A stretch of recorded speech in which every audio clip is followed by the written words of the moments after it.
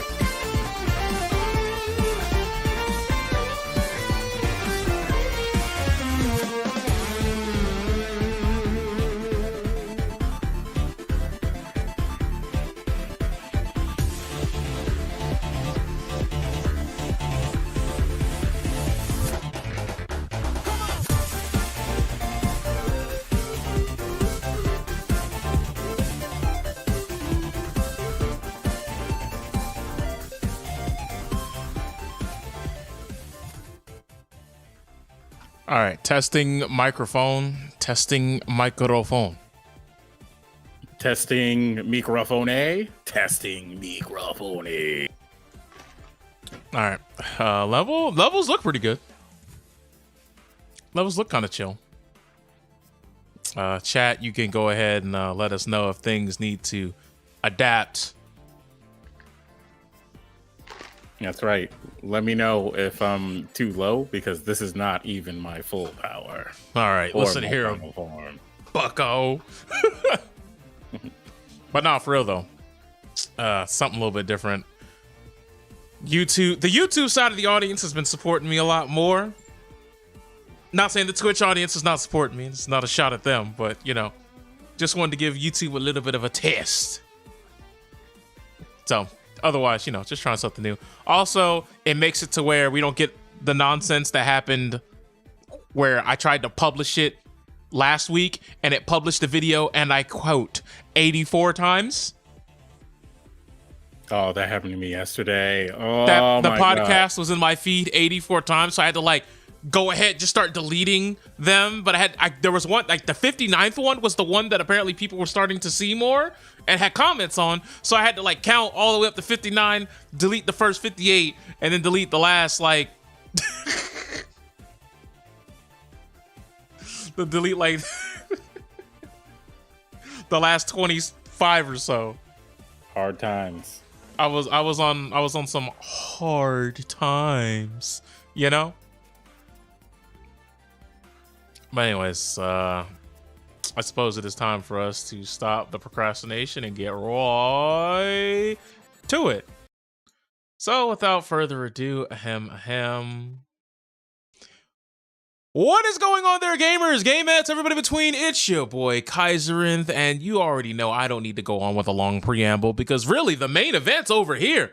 The clairvoyant one, the Negrodamus, the legend of the hidden temple himself. Subtle Fraudulence, how you doing, bud, man? It's another week and another round of just a rousing round of bullshit. Like, are you ready? It's a week, man. It's a week. You get to find out all the people who are out here in the U.S. who are just like, "Oh, mate, don't you dare talk anything about the Queen. You can say whatever you want about me, mum, but don't you dare talk about the Queen in my presence." You know. I mean, So some of these people are caught in 4K. Like, it's funny, but hey, like, we're not here to talk about all the ne'er do wells online. I mean, we are, but let me have this just for a brief second before we get into that. But we're at a point now where the royal family's business should be the royal family's business. But it seems like now people have got to start asking, well, how dark will the baby be? What type of skin complexion will the baby have when it comes out of her loins? What will we be able to do if the prince of a new era is looking more like these two gentlemen on your screen right now than the Caucasian? Like, it's such a stupid conversation to have. But for some reason, people need to have it for some reason. I don't understand how we've gotten to a point to where this is what should be sweeping the airwaves. But it has brought out some of these, lack of a better word, closeted racist folk out there to have different rules for the royal family than they've had in years and generations prior. Just because someone's looking a little bit darker than they're used to. But anyways, there's been a lot of news shows that have been talking about it. I mean, Piers Morgan even got on the phone. Like, it's weird. You said you wanted to talk about this one, so I'm gonna let you have this one. What do you got to say? Right, ladies and gentlemen, we got him. Piers Morgan is out of here. So Piers Morgan was having a well, first off, he like went on a crazy tirade of saying all kinds of like inflammatory nonsense about Meghan Markle because of her interview with Oprah, alongside her husband, Prince Harry, talking about her experience with the royal family, talking about how they made comments that were very, very racist about the baby that they were going to have. Comments like, "Oh, aren't you concerned about whether or not your baby will be darker than you?" Okay, and so they brought on their weatherman. Well, first Piers Morgan. Sorry, Piers Morgan, the British man that people are not as fond of. He went out of his way on Good Morning Britain to say a bunch of things like he didn't believe Meghan Markle when she said that she was feeling suicidal, that all the quote unquote racist comments are not racist comments, and he went on the whole like cancel culture after everyone blah blah blah type of like rant. And he did that with several panels of several people, and several people chewing this man out, saying you're being ridiculous and you're being disrespectful towards this woman. But of course, he stood hard and firm with his stance that Meghan Markle is not as good as you people believe. And then the next day, they got the weatherman, Alex Beresford, I believe is how you say his last name.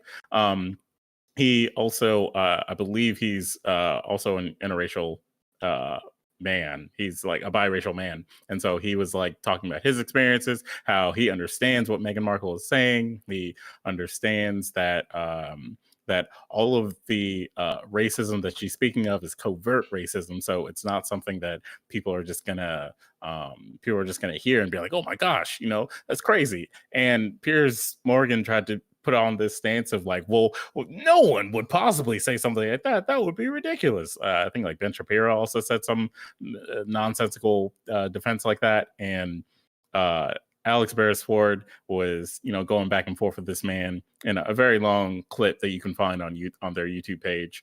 And he explained to this man how the racism works, how common it can be, how it's not just common in America, and that they should respect Meghan Markle enough and believe her. And Piers Morgan tried to say that other people don't get the same respect whenever they say certain things. Like Meghan Markle had accused her saying that she was a bully, and they were like, oh, nobody took those people seriously. And everybody on the panel was like, yes, we did.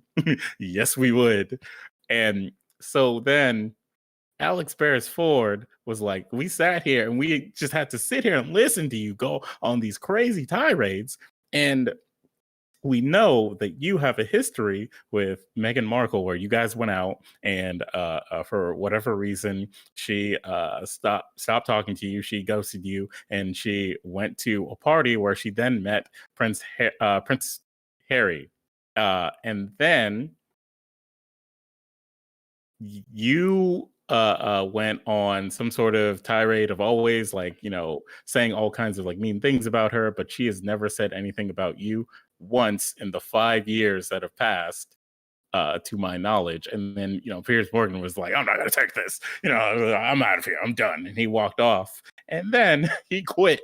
So that man doubled down hard. He was like, nah, you guys are not going to talk about me and how I feel about relationships and Meghan Markle. Get me out of here. And he left. And then he said, I'm not dealing with you guys anymore. I quit. So, Piers Morgan has quit Good Morning Britain. I don't know how he was there for as long as he was, because he So you would say he had a rough go of it. Not in his mind, no, because he feels like he's justified in the way that he speaks to people and his stances on certain things, but he's always the one to be the sort of contrarian guy. And because of this, he gets a lot of flack from people, because they're like, well, you're being a very indecent human being. You're being so disrespectful to people. There are all kinds of clips all over the place of Piers Morgan being wild now. There's a clip that's going around of Piers Morgan explaining the situation with Meghan Markle, and it sounds so much like she owed him. He was owed something from her, because they went out and according to him, they had a very good time, even though apparently it wasn't that good in her mind, because she just, wasn't feeling it. And she quietly rejected him and went to a party, met Prince Harry. Bro, you already know one of the worst things you could do to some of these folks out here is quietly reject them. Woof. Look, it's like it plants this seed. You remember Card Crush virus from Yu-Gi-Oh? It's like it plants that in the back of their mind. And then their IQ is like their life points. It just goes down to 0. And all of a sudden they want to lick windows and beat everybody up around them and just take it out on everybody who's within a 2-mile radius of them, because they've lost the self-control. They lost the ability to be reasoned with. Now everything is everybody else's fault. Any of their flaws are going to be projected onto everyone else. And they don't see the world like how everyone else sees the world. They lose the ability to think clearly, rationally, and with a purpose. They just be out here. And I'm glad he had the wherewithal to quit being on national television every day. Because I can only imagine what type of thoughts could be in that head that will be projected into those hot mics on a day-to-day basis had this continued to rock. I mean, you saw in the limited amount of times he's been with the media as of late, what he said thus far. Could you imagine if he was just out here on the program and then just every time there's a little bit of a nuanced hot button topic, he's got to siphon in the anti-Duchess rhetoric every time? Let it be known right now, Piers Morgan is probably the definitive reason why the normal people, why the regular zeitgeist, as you may say, got exposed to Alex Jones, because Piers Morgan had a CNN show on the US version of CNN, and on his show, he, had guests, he, talked about them and stuff. And it was just like, who is this British guy who's just saying stuff or whatever, right? And he had a monumental episode where he brought on Alex Jones to talk about gun control. And Alex Jones did what he does, and he went wild, and people were like, who is this man? And then some people were like, who is this gentleman? I've got to see more. And then, the rest is history. Like Alex Jones is out and about. Look, it's weird Yeah. because it's weird how like there's always a chain of, I don't want to say a chain of command, but there's always like a chain of who knows who and how they keep passing the buck of, you're not crazy, this is crazy. And then like eventually, like I don't know if it's happened yet, but I'm sure Alex Jones at some point probably had someone on his show that was infinitely more crazy than him, and he's like, "Come on, guys, you see, I'm normal. I'm not a genetic freak. This guy right here." Like, I don't know. I mean, once you got Alex Jones talking about what was it, parasitic vampires and pedophile vampires who are trying to take over the ninth realm, like it gets to a point to where fanfiction.net and the world that he lives in might be one and the fucking same. I don't know. At this point, I'm convinced that Alex Jones was a ghostwriter for the storyline of Cyberpunk 2077. I don't necessarily have any way to explain in a believable way what that man thinks or how he thinks. All I know is he says some wild, wild shit. The thing I want to like really harp on though is that Piers Morgan like was like a very accurate representation of a problem that mostly like women point out about dating that like, you know, makes them feel like uncomfortable, which is the man who can't take no for an answer. The man or woman or, you know, whomever who can't take no for an answer, because it's been 5 years, bro. 5 years. And he's still out here spitting hot fire about this woman who like obviously not only does she like not want anything to do with him, she doesn't talk about him. So it's like he's not important to her life, but he's out here like, yo, you guys don't understand. I know the real her. She's terrible. And it's like, bro, you haven't spoke to her in 5 years. You don't know her. Like, look, let me just put it to you this way. There are some folks out there who are at a point now, especially during this lockdown, they're at a point now where in their mind, they think that some people out there who rejected them owe back taxes on their genitalia. Right.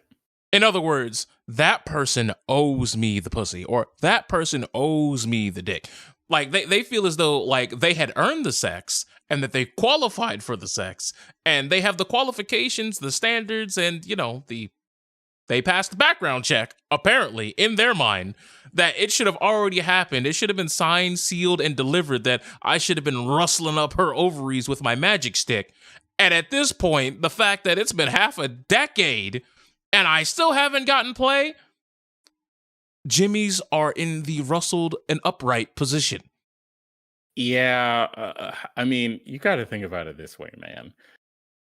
Piers Morgan, Prince Harry, like if one it was of really these like, things is clearly on a different echelon than the other. Exactly, like if it was really a matter of like choosing between those two men, like who is out here saying like, you know, Meghan Markle made the wrong choice choosing the man whose career is based on him saying some inflammatory shit about people all the time, you know, being like saying some like transphobic things, saying some possibly racist things, you know, getting into all kinds of like ridiculous arguments with people on Twitter and shit like that, versus Prince Harry, who, I mean, he's younger, he's more conventionally attractive, he isn't out here saying some hot nonsense to people in public.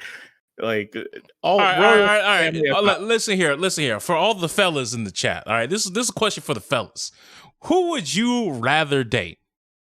Would you rather date someone who's next in line to be a princess, who's going to give you not only elevated standing in your country or their culture, but it's going to put you on a pedestal to where you're going to be in a position in history that no one like you has ever been? Or would you rather... Whoa now. Let's not make, you know, Meghan out to be some sort of gold digger here. That's not what I said. I'm asking a simple ass question. See, you doing the same thing that your boy Piers Morgan was doing. You injecting things that I ain't even say. Nah, man. I'm asking the average Joe, what would you rather be? Here. Let's make it about the people. No. We are talking about what one can do for you versus the other. Do you want someone who is going to do all that, and not only that, but be capable and going to be working as hard as you are to prove that they're not a phony? Because after all, I mean, a lot of people don't think that the current prince is royalty material. I mean, people have been going after him even before all this hodgepodge stuff has been going on, and he's still got to prove. What the hell is royalty material? Anyways, this is a good he question. Wasn't born? This is a good see exactly. But you know these people have these discussions. They're stupid discussions, but they have them. So let me finish. Yeah, you're right. So would you rather be involved in that where you guys, it's you two versus the world, and you can build something, or would you rather date Ann Coulter?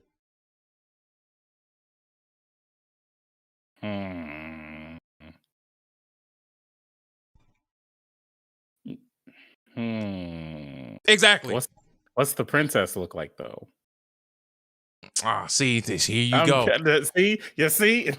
Here you go. I'm talking about the same parameters where you had earlier said in this very podcast, in this very episode, might I add, where you said more conventionally attractive. So yes, the princess would be above Ann Coulter in that as well. Or would you rather deal with Ann Coulter? I don't think. Okay. I don't think anybody would choose Ann Coulter in that situation, including Ann Coulter's fans. So, but you see my point.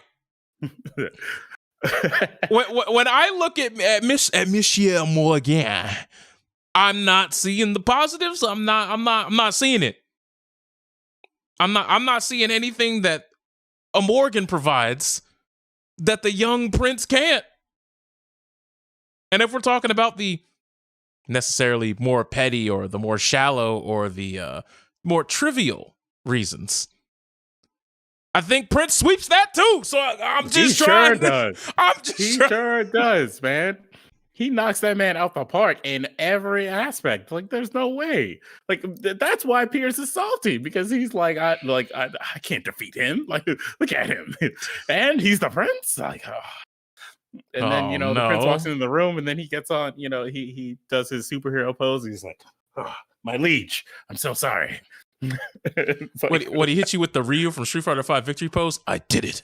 Like, come on, man, we can't have this. But even if you push all that on the back burner, push that to the side, like, there's this whole issue that for some reason people love talking about. It's just like the phrasing of the question, because Piers Morgan, I think it was the same interview you saw where he was with Alex, and they were having this back and forth about how the question was asked. And like, look, if you're in a room in which you might be the only minority, and you let's say you're dating someone of the Caucasian persuasion, and people say, so how dark is your baby going to be, you think? That's not in any way, shape, or form can I find that not inflammatory in some way. Right. Don't ask anybody that question. It don't matter what the context is. Don't. It doesn't even matter if you're asking about like crayon colors or something. Don't ask anybody that question, because there's never a time where that question is going to be like, yeah, totally cool, man, awesome. It's like, no, everybody. Now here's the thing. I might have an unpopular opinion here. All right. There are different ways that you can ask that question. Sure. It should be like, so how dark is the baby? And like context, and here's the thing, context does matter, right? Like you're part of the royal family, so obviously people are going to be, as you've seen, before kids were on the table here, people are already making weird off the top judgments about both parties here. Yes. So when you sitting when you sitting in the crib, it's like, so how dark's that baby going to be? Whoa. I hope it wasn't worded that way. Hold on. But I do hope at one day in history from now, that question could be asked in the same way as parents with two different colors of hair going, so what color hair do you think they're going to have? Think they're going to have curly hair or straight hair? I hope one day we can get there. That's the goal. But here's the thing. There's a difference when people ask that, no one's trying to say like, oh man, they have red hair, that might be a downgrade, or oh, someone has, oh, you might have dark hair, oh, she's gonna have curly hair, oh man, that's not gonna be good. But given the history, you know that, as you've seen by the reactions and the fact that we even have to have this conversation, how dark is your baby going to be? For some people, that's going to cause problems. See, now, if this was like one of those situations where they were like, oh, since you're mixed and he's white, like what, like, do you think that your baby will be more on like the lighter side because of that? Like, even if it was worded that way, you could kind of like give that away and be like, okay, they're curious about like, what this mix will look like. But the way everybody is stating it, it sounded like they were just like, do you think it's going to hit this scale that we have? Because if it's darker than a certain shade, it's not going to be a prince. Because I'm pretty sure the way the question was originally phrased was, were there any concerns about your baby's complexion? No one says, are there any concerns about red hair versus black hair? Right. Like, the way you phrase the question matters. And it could just be that the person who asked the question, maybe Oprah was out here and just said the wrong thing. Maybe people were looking too deep into it. I think people might have been looking too deep into it. I'm not even going to cap on that. But the fact of the matter remains. No. So Oprah didn't ask her that question. She said that one of the people in the royal family asked her that question. And Oprah was like, really? Oh.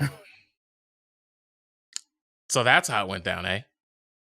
Yeah, so like people, first off, a lot of like conservatives, like like your Ben Shapiro's and your Tammy Larins and whatnot, are like out here like, she should have named the person so that we don't have to sit here and ask who it is in the royal family that asked her that question. And it's like, why should that matter?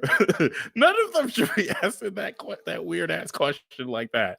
Like, what are you saying? Well, here's the thing. Some people just want the face so they know who they can have their inside scoop interview with. Like, so when you asked this... What, like Prince Andrew again? Like, hey, Andrew, we saw that you were out there with Jeffrey Epstein. What do you think about that? Oh? Epstein? Never heard of that man before.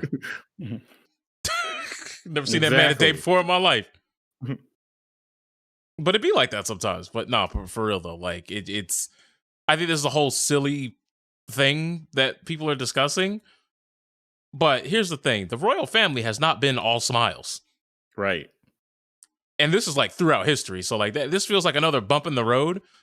But the queen of that land does not have the power and is not as heralded worldwide as that position used to be.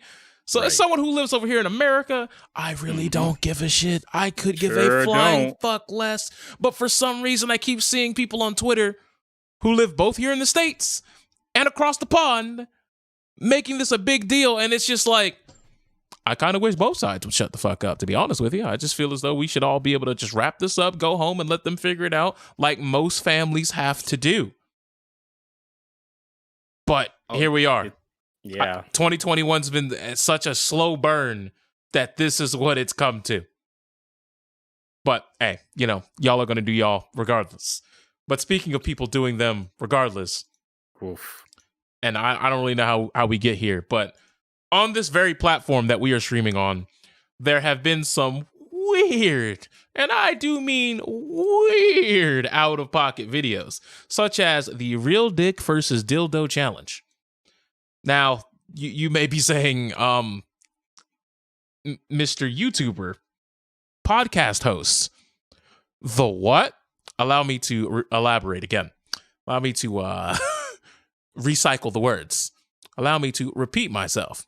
The Real Dick versus Dildo Challenge. Now, most of you have been demonetized or had your videos taken down just because there was an implication that something lewd or unsavory may be happening in the background.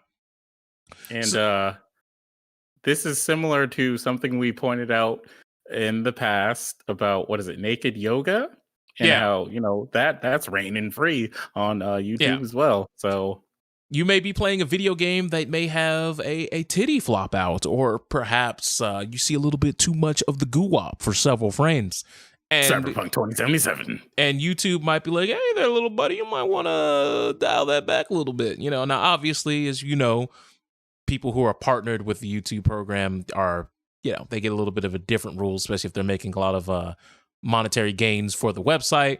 So that might take a little bit of, that might come into play a little bit here too. But there's a video out there where there is a curtain. We're going to use my green screen behind me as an example, where it has a guy sitting down, or I should say bent over something, and their back half, their lower extremities, are covered up by a curtain or tarp. And their mate, their hubby-dubby, is standing back with their real penis and a dildo. And he is going to shove it into his lover's ass, into the anal cap. And he's going to be like, is that me or the dildo? It's a challenge. It's a game. That's what we do here on YouTube. It's fun for all ages, apparently. You know what I'm saying? Anything for the clout. Exactly. And apparently, at some point, people were saying that this video wasn't age restricted. Ever since I've clicked on it, it's been age restricted, so I can't attest to those claims. But at the end of the day, and emphasis on but here, we got people sticking things up people's poop shoots on YouTube. And to interject real quick, okay, when you search for a real versus dildo challenge on YouTube, you also find you also get a Vice video that is a Vice video, a Vice video that is titled "This is what life is like with a gigantic penis, monster meat." There's a 5-year-old video, by the way. It's a 5-year-old video, eh? Yeah, and the video in question of the real dick versus dildo challenge is 3 months old. Yeah, it's 3 months old, and it's just funny that it's just now coming to the surface, right? But we're also at a point to where, they have a "What's Up My Bum" challenge, where apparently they stick random objects up the bum. Whoa. And then there's apparently a "What's Up My Butt" gay twink edition. And there's apparently a video where the guy just whips it out on the couch. What the fuck? And he got away with that? and then there's a dude, like, if you look this up, if you look up dildo versus penis, there's a dude right now. And you know what? Better yet. You know what? I'm not even gonna spoil it. I'm gonna just give you the search page, dear co-host. Just click it. Just click the page, right? All right, I'm gonna do it. All right, you see it, right? I'm gonna wreck it. Right? I'm there. All right. Now scroll down about. Just keep scrolling. You're eventually gonna get to a point to where people have thumbnails of a penis and a penis pump. Just out there, bro. Bro, what? Yeah, what? just out here, bro. It's you of the penis.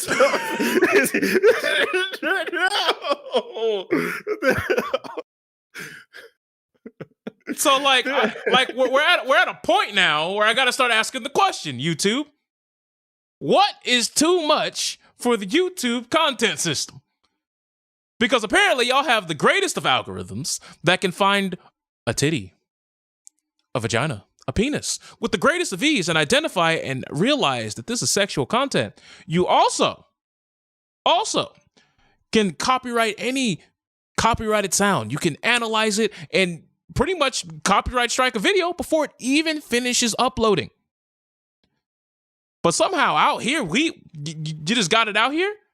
Or is it because you can potentially mask it as a, and I quote, educational video that people are allowed to get away with this? Like, these are the questions that I have to ask.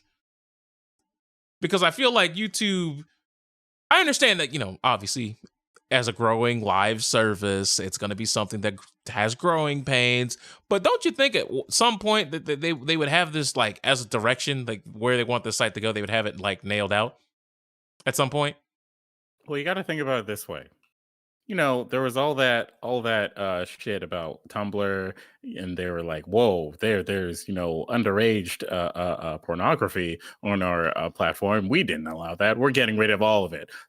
All the porn is gone. You will never post anything, porno related, adult related, naked related on our website ever again, right?" Yeah, you see how that turned out.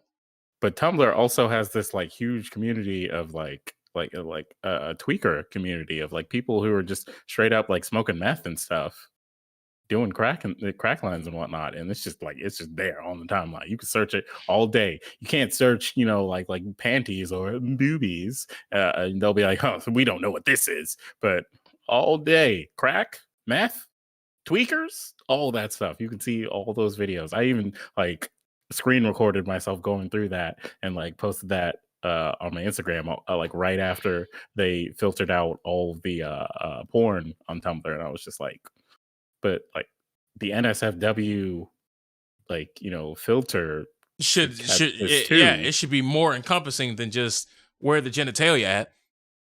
I mean, like, what was it? Like on Facebook, there was that dude who got caught because he got caught being a drug dealer because he made a video of him giving out the crack rocks.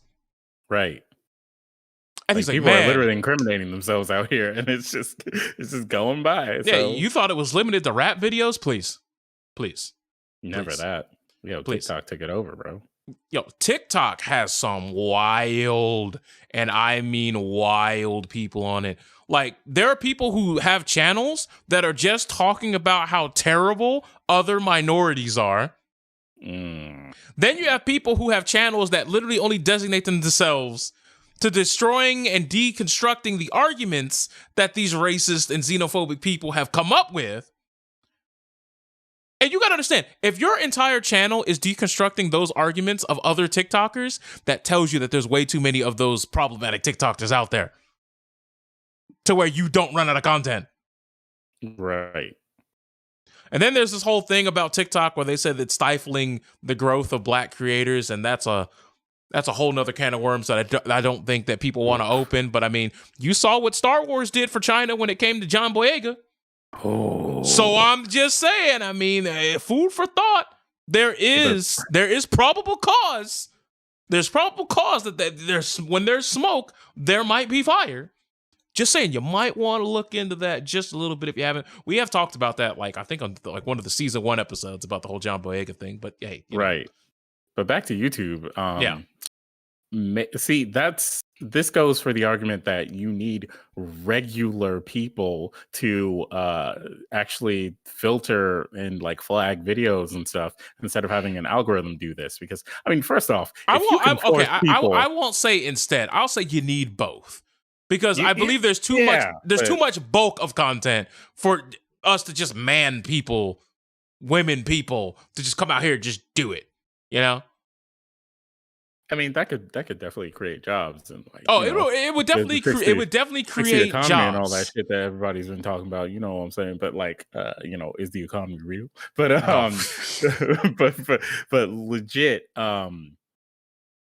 like, if you can get people who like work for NRS and like will go out of their way to look up all these like gory videos of people being like decapitated and like eviscerated in various ways for Mortal Kombat fatalities, then YouTube can definitely hire like people who can filter, check these algorithms at least, and like make sure that they're catching everything or catch the videos that they aren't looking at, for whatever reason, and be like, hey, that guy's literally got his penis in a penis pump in the thumbnail. That's got to be flagged. Yeah, you might want to do something about that, right?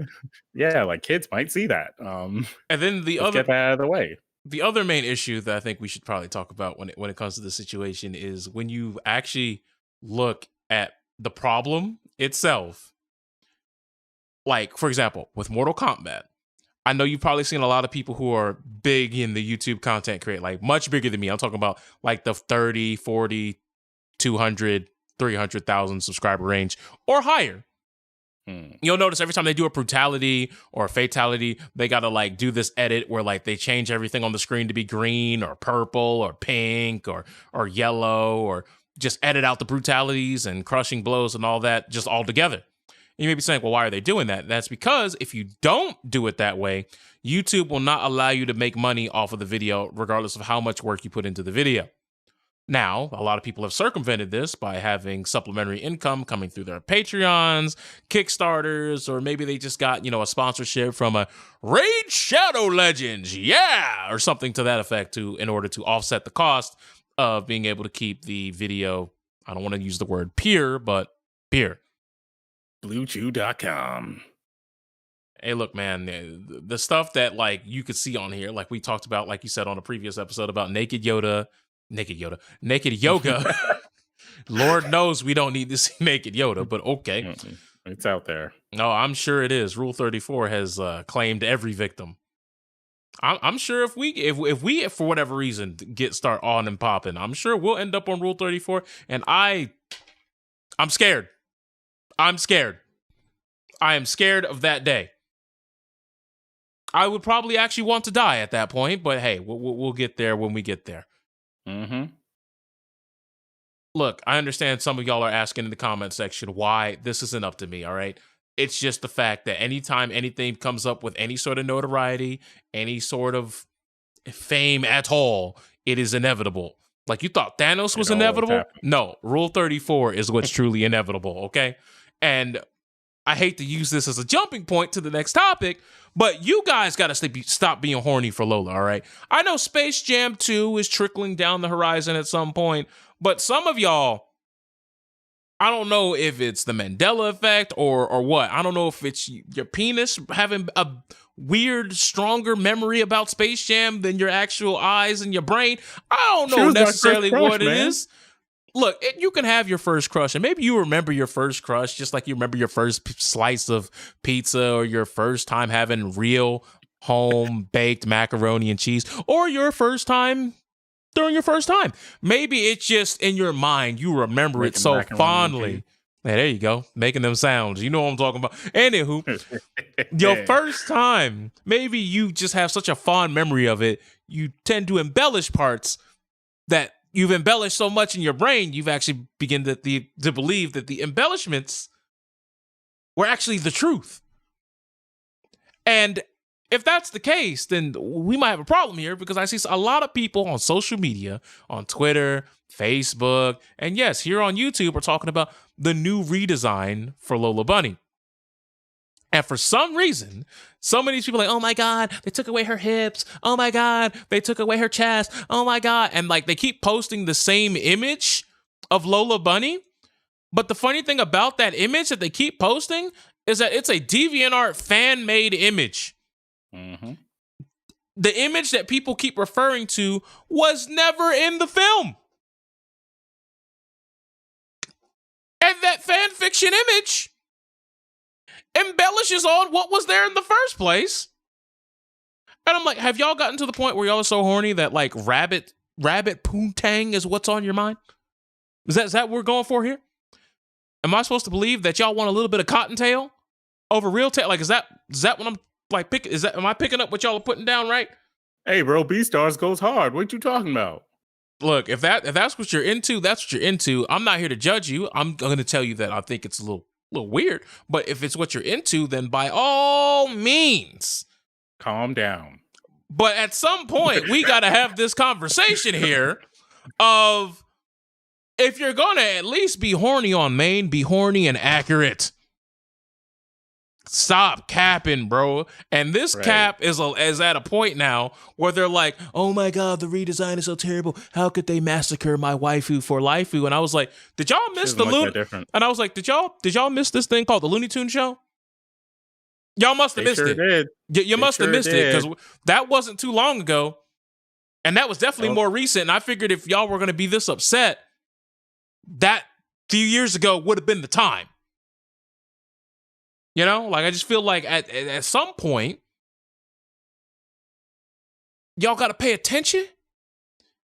And not only do you need to pay attention, I just want y'all to be consistent here. Because when the Looney Tunes show came out, I didn't see people complain about a redesign. They may have complained about how ditzy she was and the changing of her characteristics. her actual characteristic traits. All right, get your minds out of the gutter. It's a shame that I have to even state that, but I know how some of y'all are. But her characteristics, people may have complained about her being the psycho girlfriend who was dumb, but like almost ran Bugs over like 3 or 4 times. You know, the freeloader, you know, that type of person. Marketing. Yes, marketing plays a big thing there. But we figured y'all would have complained a lot more then as opposed to now. But, you know, social media has cursed all things to a dark fate. Also, people weren't paying attention to like the Looney Tunes show and stuff like that because, you know, it wasn't thrown in their face. It was like thrown at kids, oddly enough. And then it was a great show, by the way. Great show. Yeah, once they heard Space Jam, they're like, oh shit, Space Jam, LeBron, I remember that movie. And then they see, you know, this Lola compared to this DeviantArt picture, and they're like, oh, she changed. The only thing changed about her is her outfit, and then maybe like her hips are like higher in that picture, which seems like they might have, like, you know, given her a little junk in the trunk, as some would say, in this new version. But here's the thing: people are just not noticing, and like, who cares? Like, honestly. But here's the thing: if y'all want to be weird and degenerate, the differences are not that staggering. They're not. I mean, like, don't get me wrong; they are different. But y'all acting like this is a different person. It sure isn't. It's not a person. That's the one thing we got to really set straight here. She's not a person. Lola Bunny is not only a cartoon character. Lola Bunny, like in the universe, Lola Bunny is not a person. She is a bunny. It's in the name. Yeah, but these folks don't want to hear that, apparently. Look, Animal Crossing may have done some things for you guys, but no, this is not the case. All right, you're still the villager, which means you're still the human. Everything else is still, you know, anthropomorphic. You know, everything is still an animal of some sort. So, yeah, but relax. You know, these folks don't care to hear that, bro.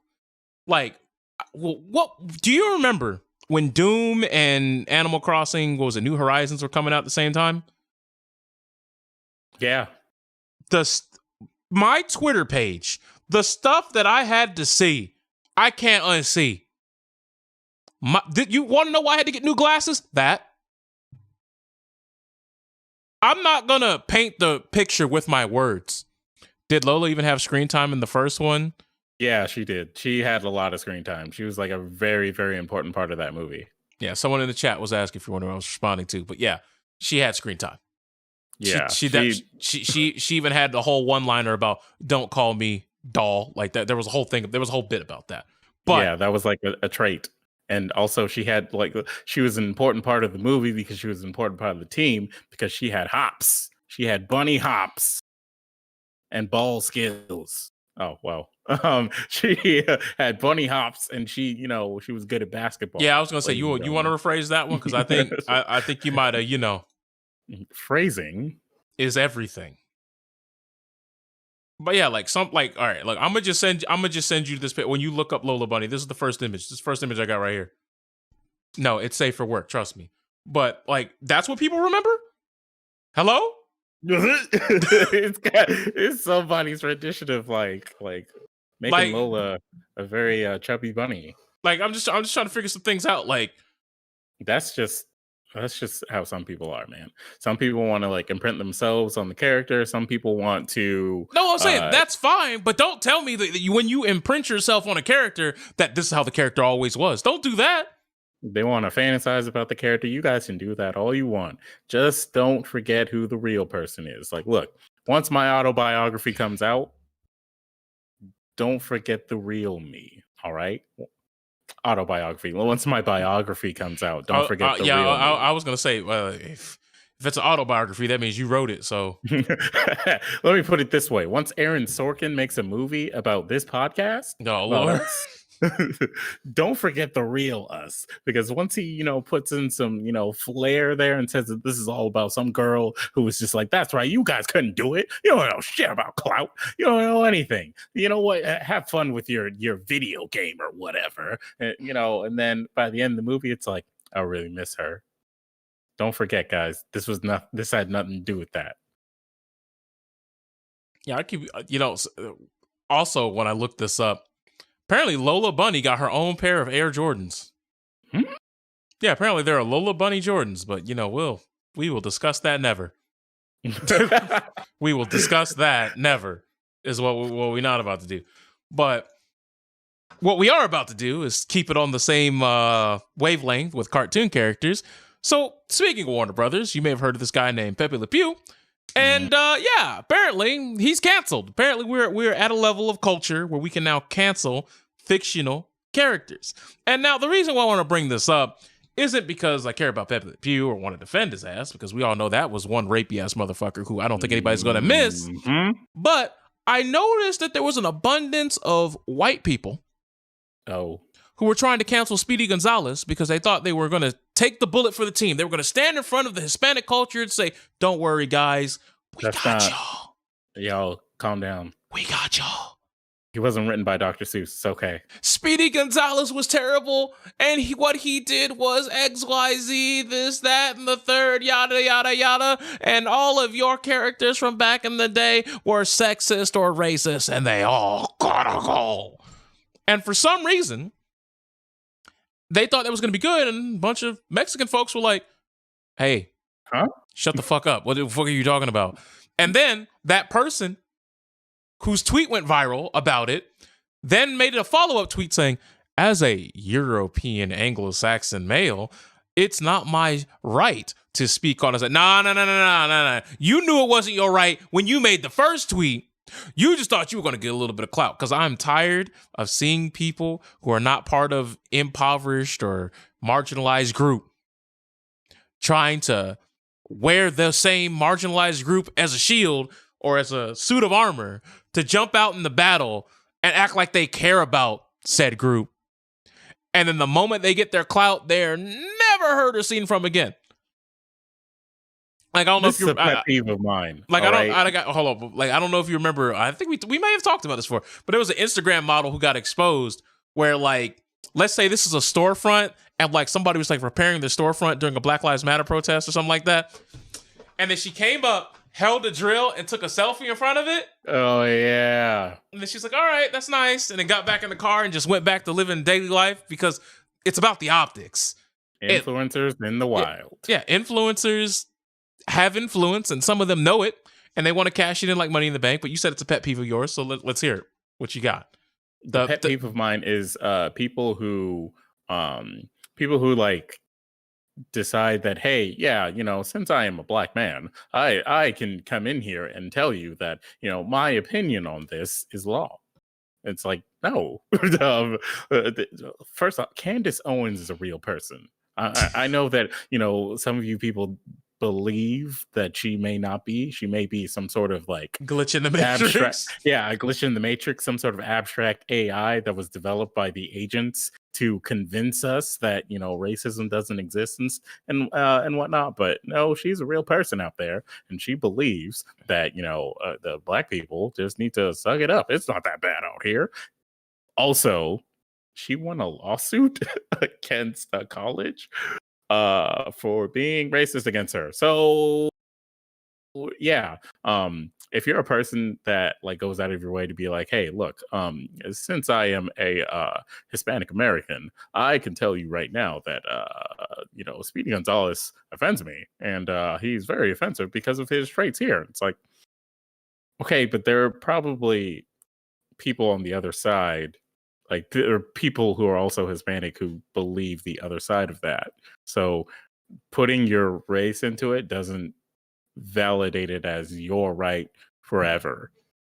Now, if like as a consensus, they're like, no, this is a bad representation of Mexican people, and we, need to get that out of here or whatever. Sure. But that's if there was like a new Speedy Gonzalez and it was just like, hey, whoa, what is he doing? Like, he's building a wall. Wow, he's jumping over. How dare you? You know what I'm saying? Like, so the thing is, if you go out of your way to say, hey, since I am, a cis white male, I am not the one who can speak about this, but I'm going to bring it up anyways, because, I believe that, my, Mexican friends would be very, very offended by this. It's like, cool. Talk to them about it. See how they feel, have a conversation. Don't go out of your way to like start a crusade because like you had a talk with like one friend and they said one thing. If you had like, I don't know, 200 friends, maybe we could start like listening and be like, maybe this guy's on to something. Maybe we need to, speak to all of his friends and see what's going on. But yeah, just have the conversation with your friends if you feel like it's hurting your friends, and make sure that it's all good. Like, have the conversation with people who are affected instead of going out of your way being like, no, this is wrong because I think it's wrong. I just assume it's wrong because that's my understanding of this this situation and this issue. And it's like, well, you gotta understand. Do you know why the Pepe Le Pew thing was even brought up to begin with? Because he's going to be in Space Jam 2 and Pepe Le Wrong. Pew. Wrong. As Warner Brothers began promoting Space Jam 2, there was a screenshot that had Pepe in it, but they've announced that Pepe will not be involved in the film because the studio didn't want to offer a definitive explanation for his exclusion, but apparently New York Times writer Charles Blow suggested that the character added to rape culture. Well, he's not a good representation for now, so get his ass. Look, here's the thing. We just had this whole thing called the Me Too movement. So where we were back in the Pepe Le Pew days, being on regular TV, because you gotta understand, people don't understand the difference between fiction and reality anymore. Like, it is beyond clear to me that we are at that point now where people do not want to break those two things and separate those two things from each other. So like, there's gonna be people who watch this movie and they think that Speedy Gonzalez is gonna be a 1-to-1 representation of everything you could find in Hispanic culture. There's going to be some people who are going to think that. So now there are going to be some people who are going to be like, see, that's okay for kids. So why can't I be all rapey like that to people who don't love me? Whoa.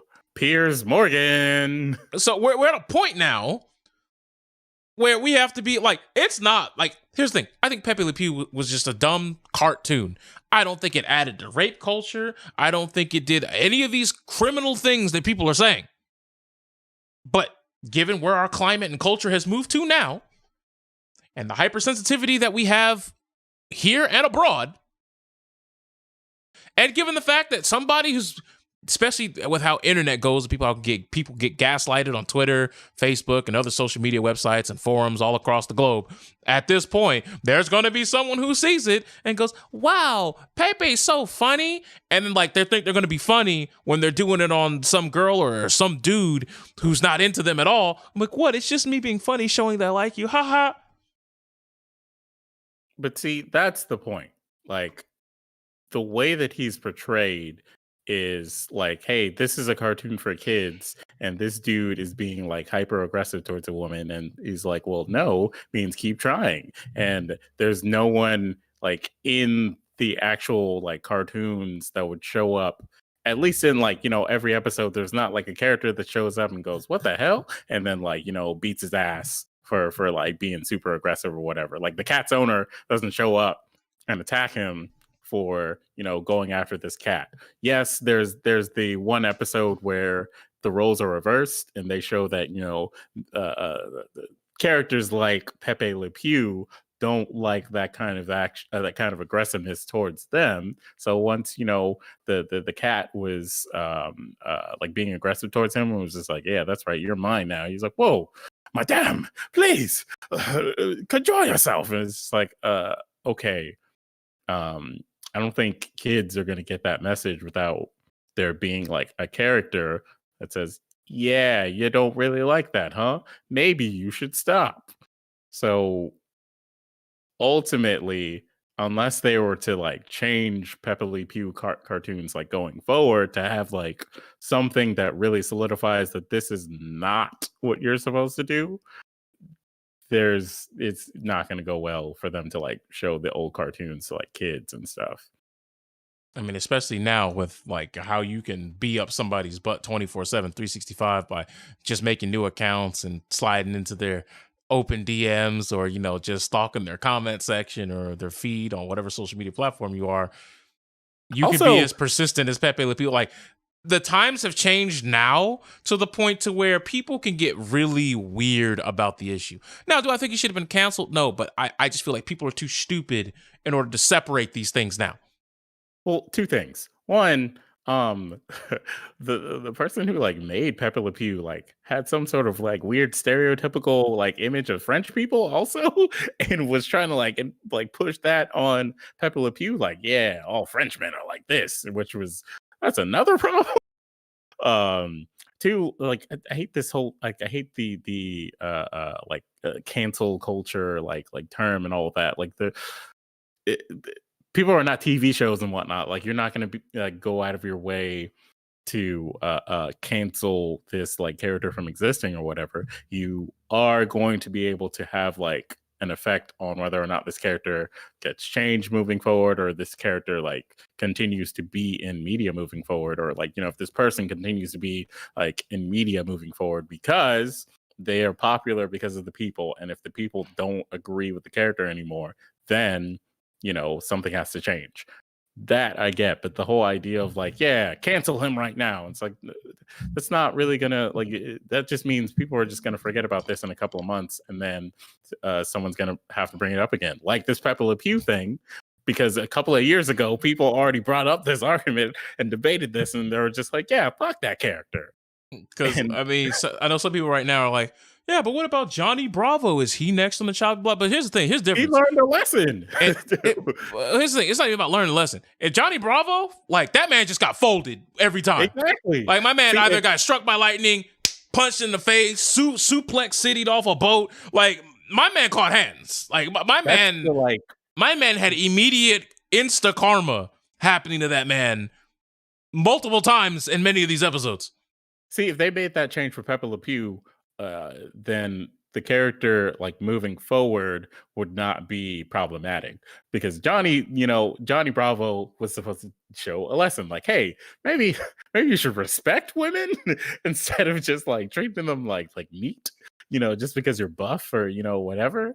And then he shows up, he's really aggressive towards a woman, and she's like, yeah, wow, I'm not interested, and she gives him the hands, and it's like, all right. Don't do that unless you want to catch the hands from a woman, because some people are into that. So Johnny Bravo has like problematic aspects, but the character in the context of the show shows that it like nobody approves Johnny being like this. And then Johnny eventually, like, I think there's an episode where Johnny becomes a woman, and he learns a lesson from it. I don't remember if they did anything after that. Well, but the whole point of Johnny Bravo was he's literally a mama's boy who has literally nothing going for him, but he goes to the gym to overcompensate, and he's like, yeah, that's right. Stare at my eyes, stare at my abs, because there's nothing going on between my ears, because I have not a fucking thing to brag about. So check out the pecs. Oh, mama, this is whole MO. That's mainly the joke. And I know I see someone else in the chat saying something about Robert Downey Jr. And it's like, look, here's once again, Robert Downey Jr.'s character was a dude disguised as a dude playing another dude. It was clearly taking the piss out of how stupid the situation was to begin with. Right. Now that I know. Oh, go on. Some people have a problem with that, regardless of like, oh, he dressed up in no. Here's the thing. Here's my problem with that. There are many people who try to use like if a cosplayer is like cosplaying like Garnet. Like Garnet's, you may say that in the show they're black coded, but they're clearly a fucking stone. They're a rock. They're a rock from space. Right. So she painted her face to be like crimson, and you know how face paints are. They can change like once you hit the skin. Like the color could be a slightly different pigment. So it looked like more maroon and brown at the same time. And they tried to cancel the cosplayer. I don't know if you remember this. Was like a few years ago. And but the cosplay was some heat. Like the cosplay was, man, that I can believe that is a 3D representation of that character. If they showed an action figure that was that, people would have bought it. But people said, nah, this is blackface, yada, yada, yada. Or when a cosplay, like, here's the thing. I know it's weird when we get to like, skin pigmentation and blackface. There is a difference between the blackface of yore, the old days, where it's like, oh, we need to make fun of black people. We need to demean their culture. We need to throw their culture under the fucking bus. And not only that. Well, here's I'm getting there. I know I'm not done. There was also a time where they needed a black person, but they weren't going to hire any because they damn sure weren't going to pay people who look like me and you. Damn sure wasn't going to do that. And what do? They just have a white person paint themselves black. And the white person is now the black actor. Because equal opportunity things were definitely not a thing back then. And now cosplayers may say, well, oh, I was just doing it out of respect to the character. You can cosplay a character without changing your skin tone. But I see some of these people are talking about like aliens that may be like a reddish purple or something like that. And they're calling that blackface too, or that weird scenario with Piccolo, which we'll ignore that one. That was a stupid outlier. But painting yourself black or, anything of that nature, it's hella dumb. It is stupid. But here's the thing. Here's my issue. Some people want to use that Robert Downey Jr. thing when they're talking about canceling stuff. And they're like, yeah, that's right. If you support Robert Downey Jr. because he did blackface, X, Y, Z, this, that, and the third, terrible, yada, yada, yada. But then I find out they've watched every Avengers movie. They know everything about the Marvel Cinematic Universe. They know everything about the MCU. And I just think it comes off a little bit disingenuous when, for the Twitter and the Instagram, like for the clout, you try to push this narrative about how you hate this thing, but then that's all you do is consume things that this person is in. Well, it's very divided because there are some people who understand that you're not supposed to like that character. He's not supposed to be a likable character. He's supposed to be pointing out people who do exist, who do think like that and act like that today. And they're just like, nah, fuck that. He still put it on. And it's like, okay, it's like, okay, so what are you gonna do? Y'all gonna cancel the sequel Star Wars movies? Because Adam Driver definitely had that movie. He said, "Get out of here, you tar-faced nigger!" Like he said that. We gonna get him out of here too? Wait, you don't know about that? Wait, which movie? Hold on, let me get. Are you talking about Black Klansman? Yeah. Oh, okay. Yeah. It's like we not gonna get him out? No, I'm not saying go get him out. That's not what I'm saying. That's not what I'm saying. I don't want anybody coming in here thinking that. But I'm just saying, you can't tell me that one thing is bad, and then one person actually uses a slur, even though apparently Adam Driver said that he didn't want to do it, but the director was like, "Nah, you got to do it to sell it." Yeah, he did. It's like the Star Wars movies are now, the sequel movies are now super terrible. The ones that you guys have been saying, we've been waiting for this Kylo and Rey thing. Oh, I ship them, but something that's from a completely different other movie is now gonna, like, see how stupid that is? You see how stupid that mental gymnastics you have to play to hate something here to the point to where you're like, oh, anything that even involves this person needs to be completely shredded, ripped away, and canceled. But then, yeah, you have to then talk about what is acting and where's the line here for actors who are legitimately acting. Like that's what I'm saying. I'm like, dude, it's called acting, which means you are going to be something that you're not. Now, don't get me wrong. There are some nefarious individuals who get to play some nefarious roles. Yeah. And you may be thinking that it's acting, but it's really just them being themselves. Bro, I'm going to tell you right now. I watched The Little Things on HBO Max because Jared Leto was playing a man who could have possibly been a serial killer. So I was like, oh, that's heat. That's his bag.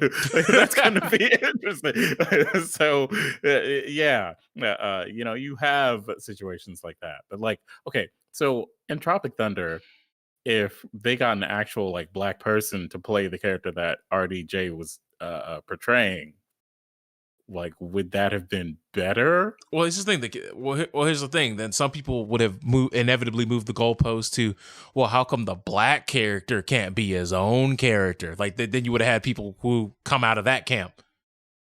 Because I forget which commercial it was, but there was a commercial where I want to say it was either a white guy dating a black girl or a black girl dating a black man dating a white girl. But Cheerios.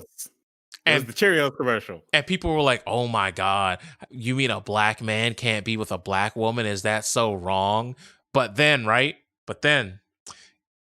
you could have the same commercial and you could have had a black couple. And then some people would have been like, oh my God, are you trying to say black people can't live in a good house? And if you had two white people, where's the representation for black people? Like, there's going to be a camp of people who are unhappy regardless of what was going to happen in that commercial. Some people just want to complain. And it annoys me because when people do have legitimate gripes, we get lumped in with them. Oh, there was that other commercial where the daughter had like two dads. And people were flipping out about there being two dads. Like, yes, gay people adopt kids. And guess what? A lot of times, they're really good motherfucking parents. I mean, it's like the people who voted for Joe Biden, and they were like, "Look, I understand that he's not great, he's not the best, but he's better than the alternative. So we've got to vote him in, regardless. Even though we know the half the shit he's promising is probably not going to happen." And then they vote him in, and now you have this like influx of people who are just like, oh my God, he's not doing anything that he said he was going to do. What the hell? Oh my, look at this. I buyer's remorse. And it's like, yes. Mexico did not pay for that wall. So, shit. Guess Trump sucks too, right? All right, fine, whatever. It's like, he's a stepping stone because we couldn't get Bernie to save us from all things chaotic in this world. But that man is at least Biden's going to do something to save us from all things in this world, while also like doing things that are going to force us to be reminded that there are definitely Senate Democrats who are terrible.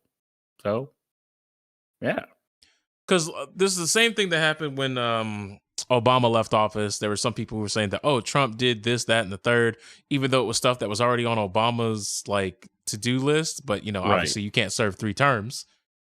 But as you know, what was one of the huge things everyone talked about when it came to Hillary back in back in 2016, right? Everyone was talking about, oh, well, there's tensions rising with Syria, and oh man, she might drone strike Syria and then the world's going to explode. Well, fast forward to 2021, we definitely drone strike some Syrian, and you still got a roof over your head, sir. But Benghazi, man, you don't understand. War criminals. I still have internet. This microphone's still on. We still have a chat. So clearly it was not this world ender thing that was going to take. And no, I'm not shitting up here talking about, I was Team Hillary. Woohoo! No, it's not what I'm saying. I'm just trying to show you that a lot of the stuff that people on YouTube, when they talk politics, I will damn near say all of it is bullshit. Do your own research. Come to your own conclusions. Now, you can use some of these YouTubers to be like, oh, I didn't know that was a thing worth talking about. And then you look into it, then you come to your own conclusion. But don't just take please don't even take what I say or what my lavish co-host over here says as fact, as law. It's not.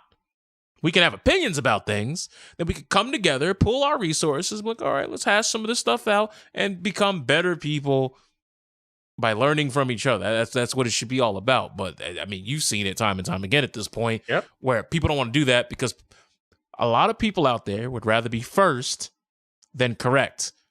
That's one of the big problems with journalism and reporting at this point, where someone can have an inside scoop on something, and instead of verifying it, they'll just be like, my reliable source, and they just lie. Just lie.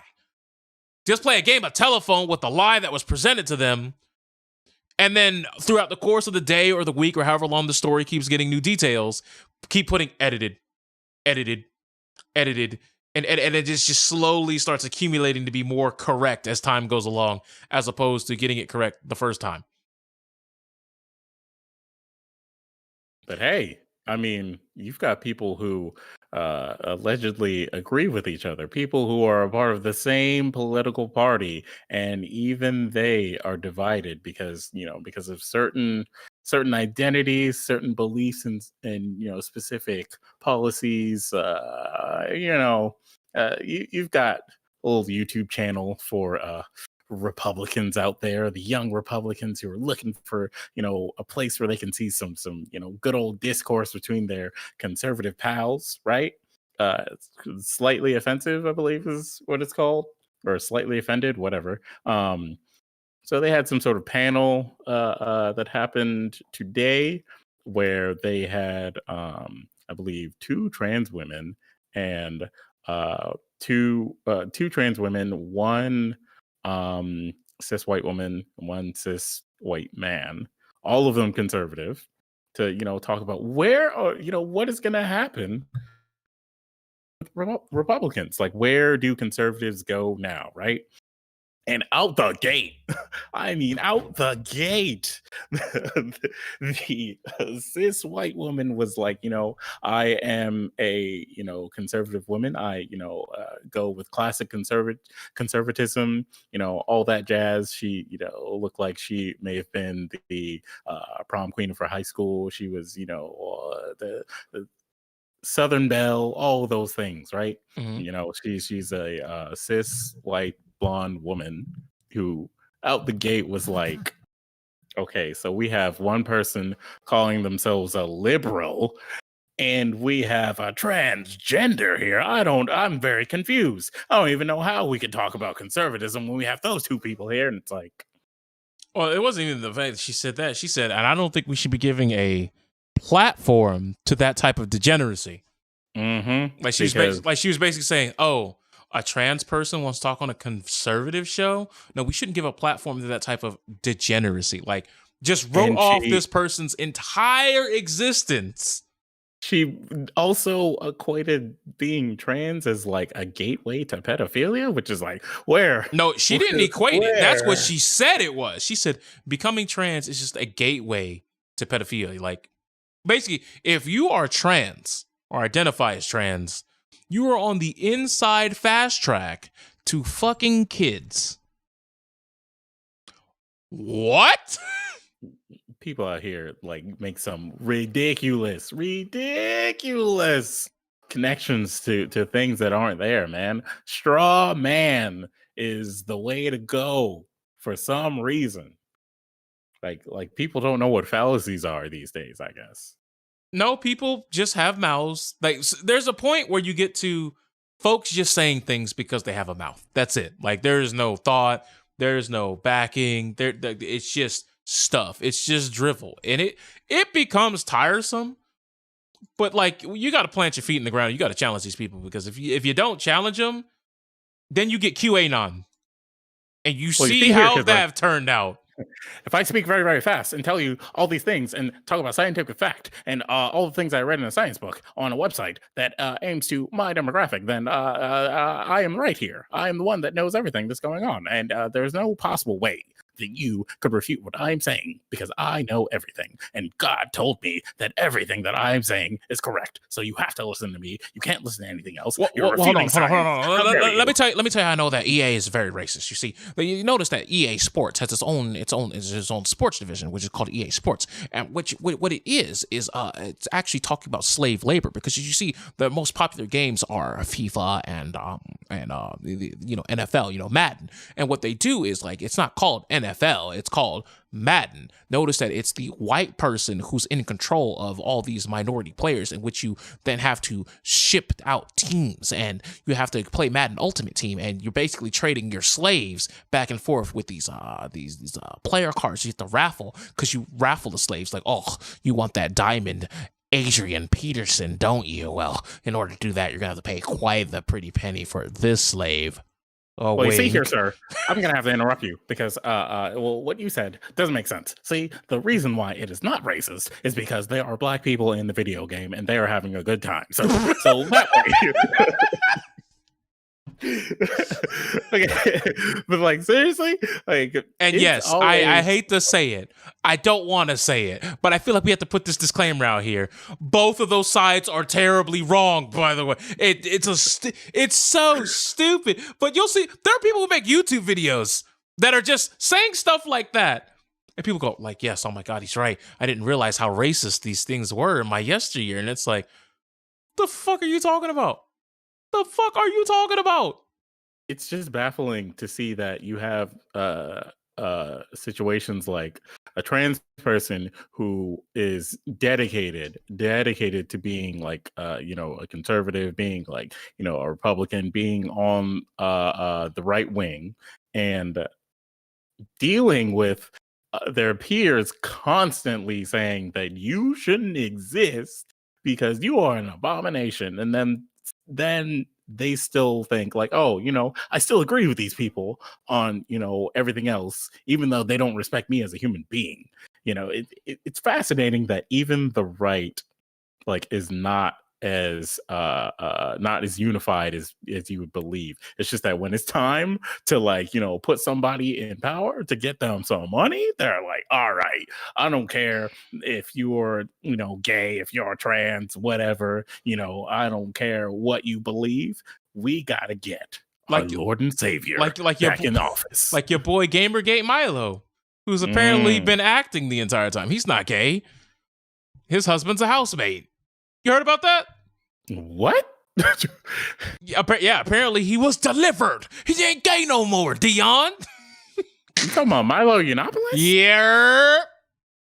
That man has a fucking scam every time. Are you kidding me? And I'm just like, you know what? Like I said, there are grifters on both sides. Like, let's not get it twisted. You can look left, you'll find some. You'll look right, you'll find some. But I don't know what it is. Over the past 4 to 8 years, the right theirs have been infinitely more hilarious. Mm-hmm. Now I will admit, wild shit. I will admit, the left has had Anita Sarkeesian and Talcum X. Yeah. I'll admit, those two are really good. But it's really tough for you to beat Alex Jones and Candace Owens. I'm sorry. It's tough. It's tough to beat Tommy Lauren. You're not wrong. It's actually not tough to beat her. She doesn't have real arguments. She just says stuff. Well, I don't mean to debate. I'm talking about in terms of hilarity factor. It's tough. Yeah. But yeah, the right has the people like the quartering on YouTube. Like, y'all are hilarious, bro. I be in stitches. Like, some of y'all, like, there's some people who, like, I understand canceling them if what they do is genuinely problematic. But some of these folks, I don't want them canceled because it's an infinite source of hilarity. Sometimes you just got to point and laugh at some of the pathetic people out there. Sometimes you just got to point and laugh. Right. You just got to do it. It's ridiculous. It'll make you feel better. That's what it is. Like, what was that dude? Baked Alaska? Like, you find out that man was, like, doing crack in his house and shit. Like, sometimes you just gotta laugh at these folks, my guy. That man caught COVID and then went to the Capitol, and people were like, nah, man, he's a lefty. And it was like, excuse me? Have you went to his channel? It's like, what are you talking about, bro? Like, hello? Like, come on, man, stop the cap. But speaking of EA, I know we had muddied the waters talking about, various other things and how dumb politics can be, but I did mention EA. Speaking of dumb, speaking of loot boxes, of EA. There's this thing right now called #EAGate, which is a current scandal that involves an EA employee who has yet to be named, is now trending after leaked DMs appear to show that the company's employee has been selling icon cards in packages priced anywhere from $750 to $1,700 a pop. They may be saying, why would you buy that? Now, you may be saying, what the fuck are you talking about? Well, I don't know how you know if FIFA or Madden Ultimate Team works, but basically, there are certain legendary versions of players. Like, let's just say, since most people know about basketball and we were talking about Space Jam, I'll use that because I know everybody's not has an international audience when they talk about FIFA. But the NBA equivalent would be, there's a diamond or a pink diamond or a special version of Michael Jordan that's not tradable. And it's super omega rare, and you could put $1,000, $2,000, $3,000, $5,000 into the game and never get it once. Or some specialty version that's just not even in circulation, that's in the files but isn't there. And apparently this dude just got him in his back pocket and can get you a code or get you something where it can be injected into your account for a little off the top.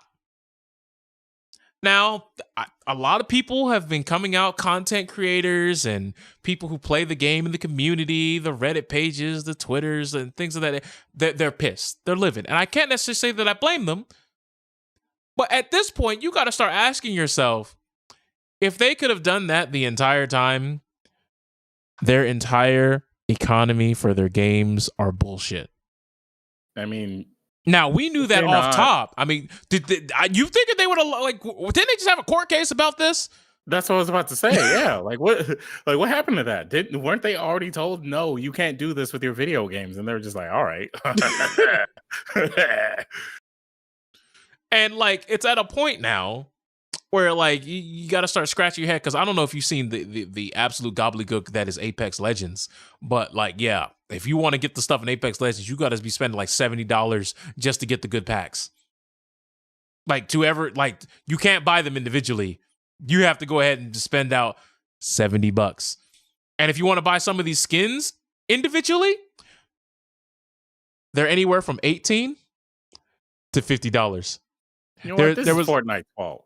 Let's fight them. First, you did this. You took Ryu, then you took Chun-Li, then you took Ripley from Alien and John Wick, and now this.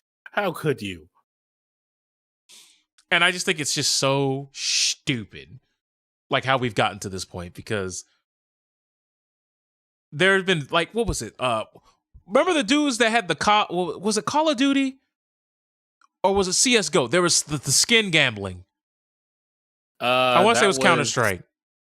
That was either CS:GO or it was what's the game that came before Overwatch, made by by Blizzard? Team Fortress 2. No, it was definitely CS:GO. It definitely wasn't Team Fortress. Well, there was a Team Fortress 2 thing that was similar. Oh, well, fuck. Everyone's dead. Everyone's dead. Next, you'll be telling me people were trying to make money off Battleborn. I'm sorry. Y'all didn't deserve. Rest in peace. Y'all didn't. Rest in peace. They didn't deserve that. They didn't deserve that. But we're at a point now where I understand that people are going to try to get their money hand over fist, one way or another. But what I'm trying to figure out, what employee do you have that has all these access codes to just be doing this? You know what I'm saying? That it doesn't seem like the average Joe employee has a way to manifest cards and create their own economy. I mean, they might be, pretty buddy with a dev, or they might be beating up the devs and it's you better give me these codes, or they're slipping them some money on the side or something. Hey, if you don't stop this, I'm gonna make them give you extra hours so that you're stuck here for 2 days, no break. Yeah, but it just doesn't make much sense to me that they're doing this, because the main concern right now that they're talking about is FIFA, and it's not necessarily mind-boggling that this happened, because EA is scummy. This is the type of company where you would expect something like this to happen, right? And what else can they do now? They don't even own Star Wars anymore. But I'll read you some of the screenshot text. It says people are paying 2,500 USD for an R9 and 1,000 USDs for the Gullet moments. And they just listed them on the market. So the person needs their PSN and their EA ID. and then send them the Monday, or send the money on Monday, right? Yeah. And then they said, "Is this risky? Am I going to get banned, or is this coming straight to EA?" They said, "There, you have some pictures. Happy customers after they receive. No risk. Can't tell you exactly how for security reasons." So they have a package for 3 icons or 3 icons and 2 TOTYs. And what they're doing is selling things that you can't get a hold of, Mm-hmm. or selling things that you know damn well you would have to put in like $5,000 to get a hold of, just off of mathematic odds in general. So you can build these unbeatable, well, I won't say unbeatable, but these godlike super teams where the odds are forever in your favor because you just have them outright, which is circumventing the whole economy of Ultimate Team. And now EA has come out and said that they're going to have an investigation. But remember, the last time there was an investigation and they were brought to court, they seem to not have learned their lesson in the first place. So now I don't have any faith in this internal investigation that's going on. I mean, this time it should be jail. Like, what do you like? Hey, how many times we got to tell you, old man? You don't sell the loot boxes. You don't put the loot boxes in your game. You don't try to take advantage of people who just want to play your video games and then just take all their money. Nah. Yeah, like, but jail. But they're selling Prime icons for money. And you want to know what's funny though? There's folks about people getting their accounts hacked and things of that nature, and they're like, "Oh, well, there's no way that we can act like, if you look at their terms of service, there's no way that we can get into an account in order to fix these issues, but they can get into an account and inject things into it." Which means EA has, there's got to be a lot of things you got to peel back here. Mm-hmm. Like, "Oh, sorry that your card got deleted. We can't get it back for you. But apparently you could just put whatever you want into the game if the money's right." That's trash. Yeah. That is Omega trash. Like, it's typically EA being EA, but like, at some point, you would think that EA would be like, "All right, guys, you caught us." And maybe learn from that lesson. But we know that's a fever dream. But you would think the community would be like, "Oh, it's EA. How about we stop giving them our fucking money?" Like, for example, you'd be like, "Yeah, but don't you play Apex Legends?" "Yeah, but how many times have you seen me with an actual skin?" Because I'm a free-to-play player. I play the game because I like the movement and the schmovement and the grooving, but I don't be putting money into that game. Right. Like, tons of people have played League of Legends for ages, and they still have not gotten themselves one of those custom skins from anything other than the like handful of times that Riot was like, "You know what? You've been playing for like 6 years. Here you go. Just get some points. Get yourself something nice." You've been supporting us for years, right? Even though pay to win is definitely a thing. I mean, what, you can buy like runes in that game and shit. No. Yep. But yeah, so like pay to win is definitely a thing for these games. So unfortunately, they use money to incentivize, your competitive spirit, which is dumb. But until this becomes like, like a federal offense that gets these companies censured in some sort of way, or it gets them gets them to lose like a shit ton of money and like be forced to like hand out dollar bills to like children or some shit like that, they're just gonna keep doing it until there's some weird like covert ops situation where someone goes like undercover as like a dev or something, and then they overhear a conversation and they're like, "That's right, I'm here with the FBI. You're busted. All of your money is gone and your company is shut down. Loot boxes again, huh? Ripping off their people again, huh? I've got it all recorded right here." And that's what Seto Kaiba says. "And that's why you'll never take me alive." And he just hops out the window with his briefcase, bro. That's how Seto Kaiba runs EA. It all makes sense now. But here's the thing. Let me just give you a rundown. I know some of y'all may not know what Prime Icon moments are, but basically Prime Icon moment cards are basically the most coveted of cards. Like they are legit, like, like the Pele's, the top echelon of players in the game. Right. And there's been rumors that people have been able to buy them for cash. But the way it works is FIFA Ultimate Team has always had like a black market for buying and selling Ultimate Team coins, which can be used to buy the icons in the in-game auction house when they're available. Because some people be like, hey, you give me this amount of money, I can hack your account to get a bunch of fucking coins. And, they'll do it that way. Mm-hmm. And that way, so, like, oh, you just have abundance of coins. The game is fooled into thinking that you've just been playing a lot and you just yada, yada, yada, so on and so forth, whatever, so on and so forth. And there's been, reports that people have been putting in thousands of pounds just to get one. And the way the odds work, there's a chance that even after thousands, you still don't get it. So this is a big thing that people like. Imagine someone who has like 3 or 4 of these, and like you're like $10,000 in the hole. First of all, I don't know why you'd be 10,000 in the hole in a game like FIFA or any EA Sports game for that fucking matter. But people do it, right? The top JPEGs that you get to see that come in the 3D models. But the point is, imagine being someone who put all that money into the game, has been keeping the economy of the game nice and stocked. And then you found out someone could have got you all, how many of them? Like 30 of them? Got all 30 of them for the amount that you've paid just to roll. It'll never not be hilarious because the dude's selling them for like in bundles. Like it's like 500 a pop, but for 3 of them, you can get it for 1,200. Like it's ridiculous. And people will pay that money, unfortunately.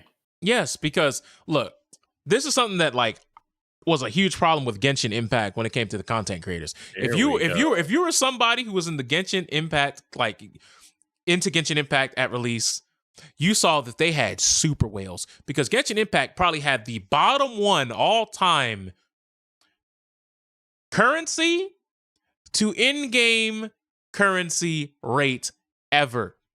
You could put in $8,000 upwards to $10,000.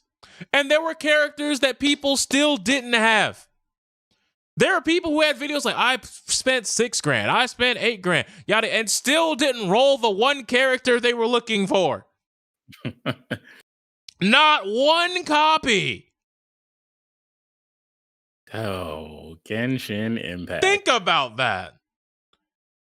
And we're at a point now where a lot of games seem to have realized it doesn't matter if the game sucks or if the game is, very unbalanced or if you guys could spend an infinite amount of money and never get what you want. It's okay. It's okay. The only thing that matters is as long as we have a gameplay loop that is somewhat addicting, you guys will pay it, right? You guys will pay it. And then they bought it. And it's at a point now when it came to the content creation side of things, by putting in such a bunch of money up front in order to get the characters, a lot of people, and I mean a lot of people, it actually kind of paid off for. Wow. Why? Because the amount of views people got by having a team full of 5 stars was insane. Now, that wasn't for everybody. There's some people out there who were like, yeah, I got, yada, yada, yada, so on and so forth without all this money, woo! And they didn't get not a lick of views. Mm-hmm.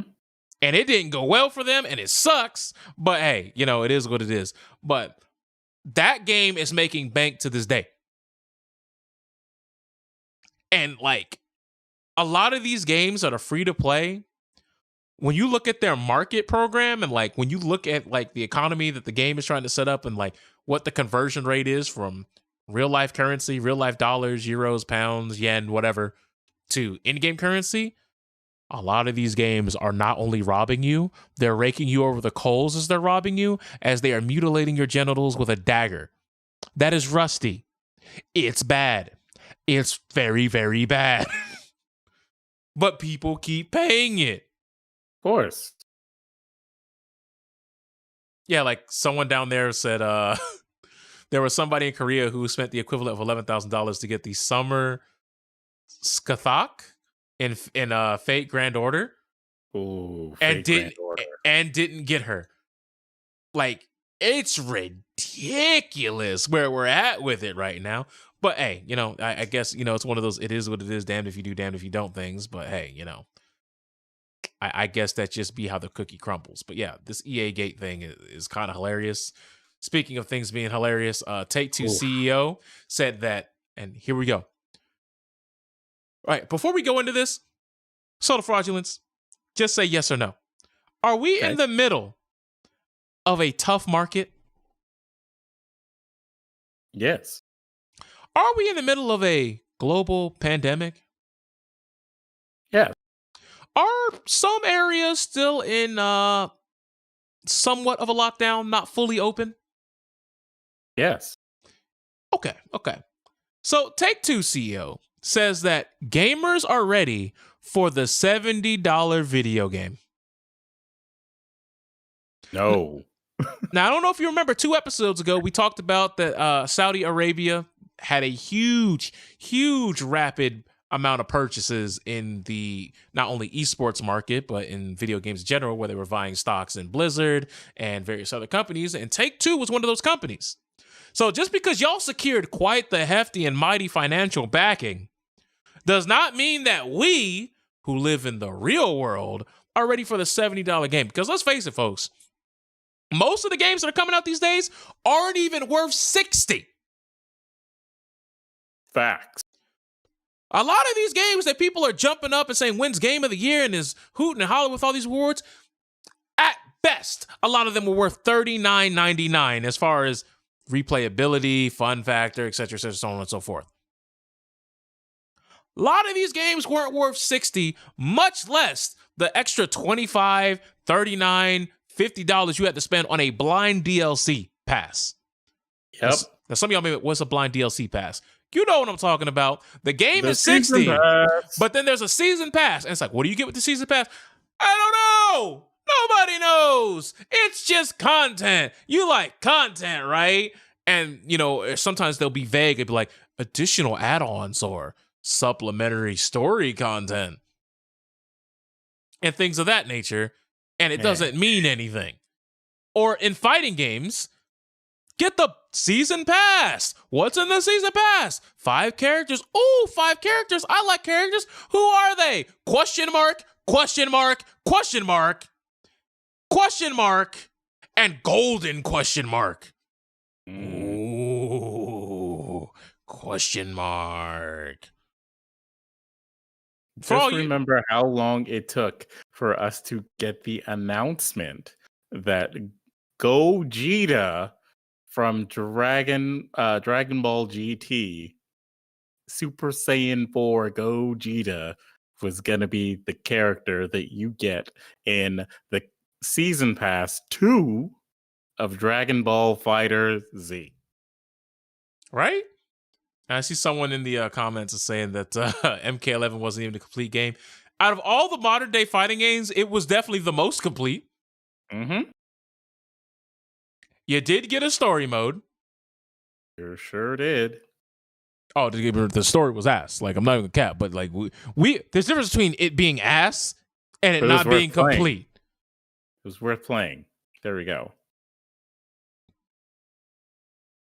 Oh, speaking of MK real quick, Cabal revealed for the Mortal Kombat movie. Oh my God, stop. Stop. The poster is out, the picture is there, Cabal is in the back, and everybody's like, oh, Cabal! And it's like, oh. Come on, bro. That's not what we need. Nomad Dash is in the movie. Let's go. But it's weird, right? Because when you see the movie poster, right? It looks cool, but I want you to do me a favor right now. Right? I want you to do me a favor. Okay. Look up Noob Smoke from Deception and look at Smoke's helmet.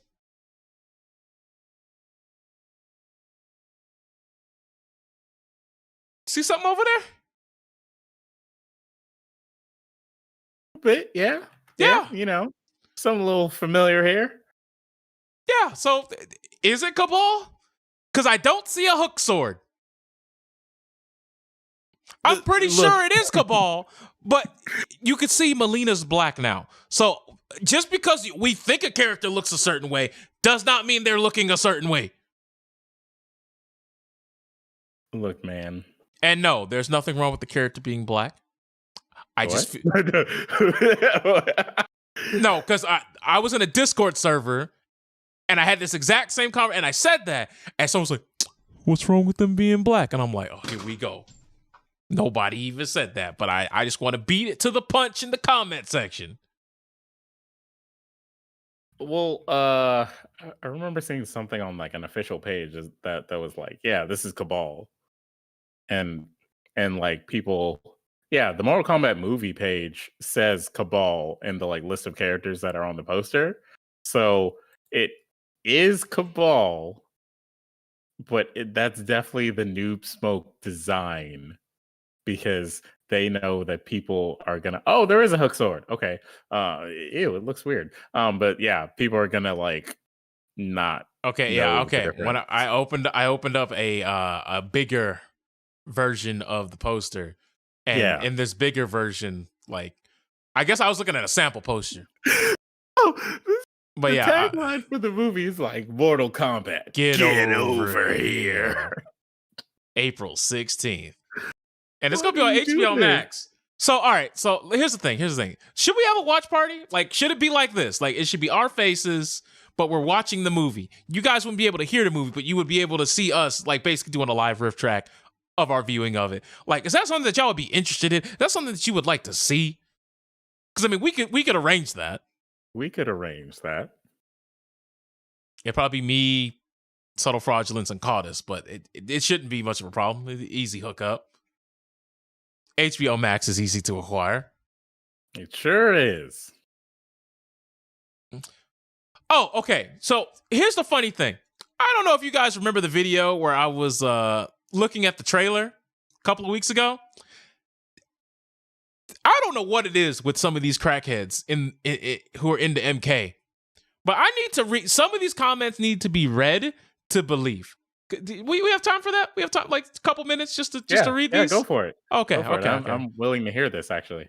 Okay, all right, because like when I read some of these, I was just like, bro, what you on, bro? What is you on, my guy? How did we get, who hurt you? So anyways, right? So in the trailer, you see that Kano is working alongside Jax, Liu Kang, etc., so on and so forth. And we all know that Kano had ties with the Special Forces and ends up betraying the Special Forces. But this is long before the tournament happens, right? Right. So let me see if I can find this. All right. So this is the first comment. I'm going to read it to you. Cole could be chameleon in disguise. That could explain the birthmark. Kano is with them because he always fought for Earth, and he will betray them. Did you not know that? ? As a real MK fan, I don't accept your reaction or review. This movie looks dope. You on something, bro. And I'm just like, the fuck do you mean Kano always fought for Earthrealm? Kano always fought for himself. He was an opportunist. Right. And he betrays them before Earthrealm was even a concept to any of the characters on Earth because they had no idea about this tournament. He betrays them before any of this nonsense happens. And he just so happens to be on the side of the Netherrealm / Outworld because he knows that they are the enemy of my enemy, which makes them my friend. That's how it works out. Right? Right. And when I explained this, he says, apparently you don't know who Chameleon is. What because the fuck? The point was so stupid, I ignored it. I was like, I'm not even going to talk to you about Cole because you at this point, you on something right there. And because I ignored that part, he goes, apparently you don't know who Chameleon is. And also, it's just a theory. I'm not saying it's 100% legit. No need to be a smartass to me. Wait. As for Kano, you need to go back and do your homework because he did. He turned on them, which is why he turns into the bad guy. Not sure how you missed that, but it's basically Kano's backstory. No, it's not. That's like off. That's before the first game happened, though. And I'm like, bro, what y'all on, bro? I'm like, what you on, bro? I'm like, all right, you snorting something. But then I'm not gonna lie. Hold the up. Cole thing would be way better than what they're probably gonna do with the plot of this movie. But nah. But then he says, "How do you not remember Kano fought for Earthrealm and then betrayed them?" Facepalm. And I'm like, is this you on an alt account? Because y'all are just saying things now. Right.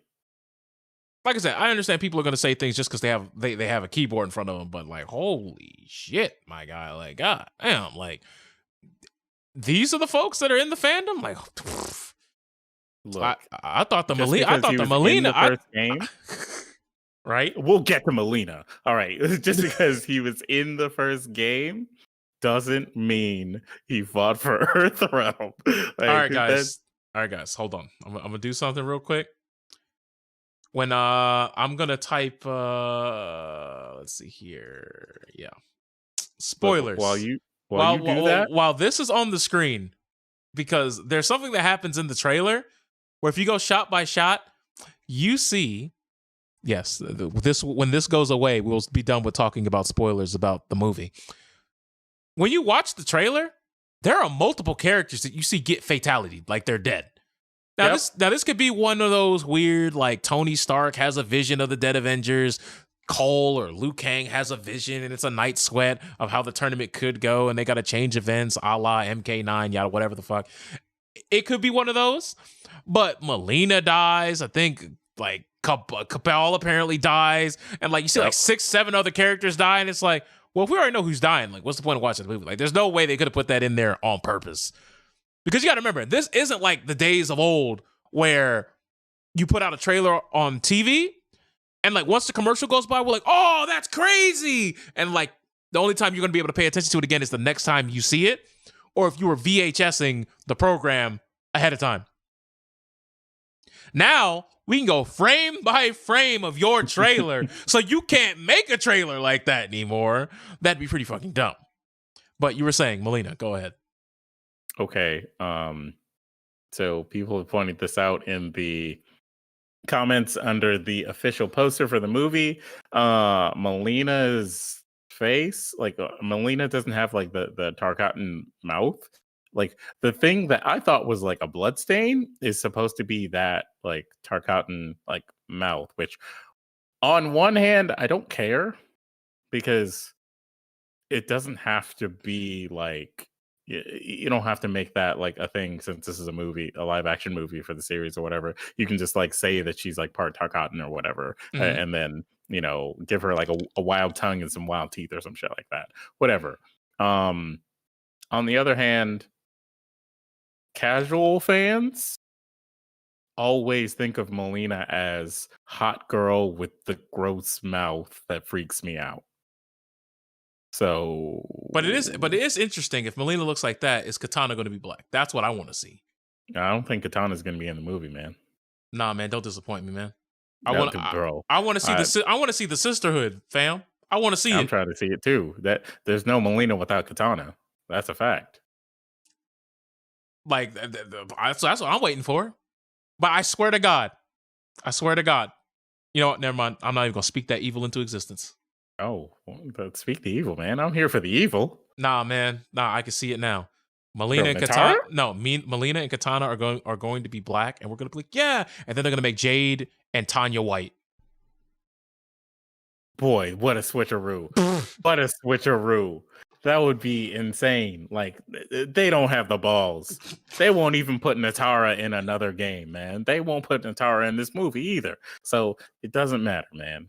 It doesn't matter. To be fair, Natara was in Scorpion's Revenge or whatever that animated movie was. Oh shit. She was there. She was no, you're gonna get mad because let me finish. She was there for a gag. And the gag was she was at the table at the Champions Banquet before the fights, right? And while they're standing there, chilling, talking, yada, yada, yada, so on and so forth, Johnny Cage is like, excuse me, ma'am.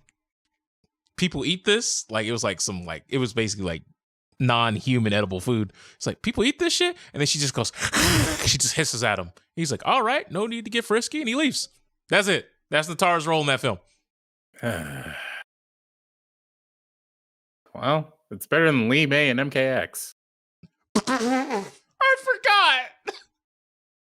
Remember that to find Kano when he was in this like weird CGI woman mode?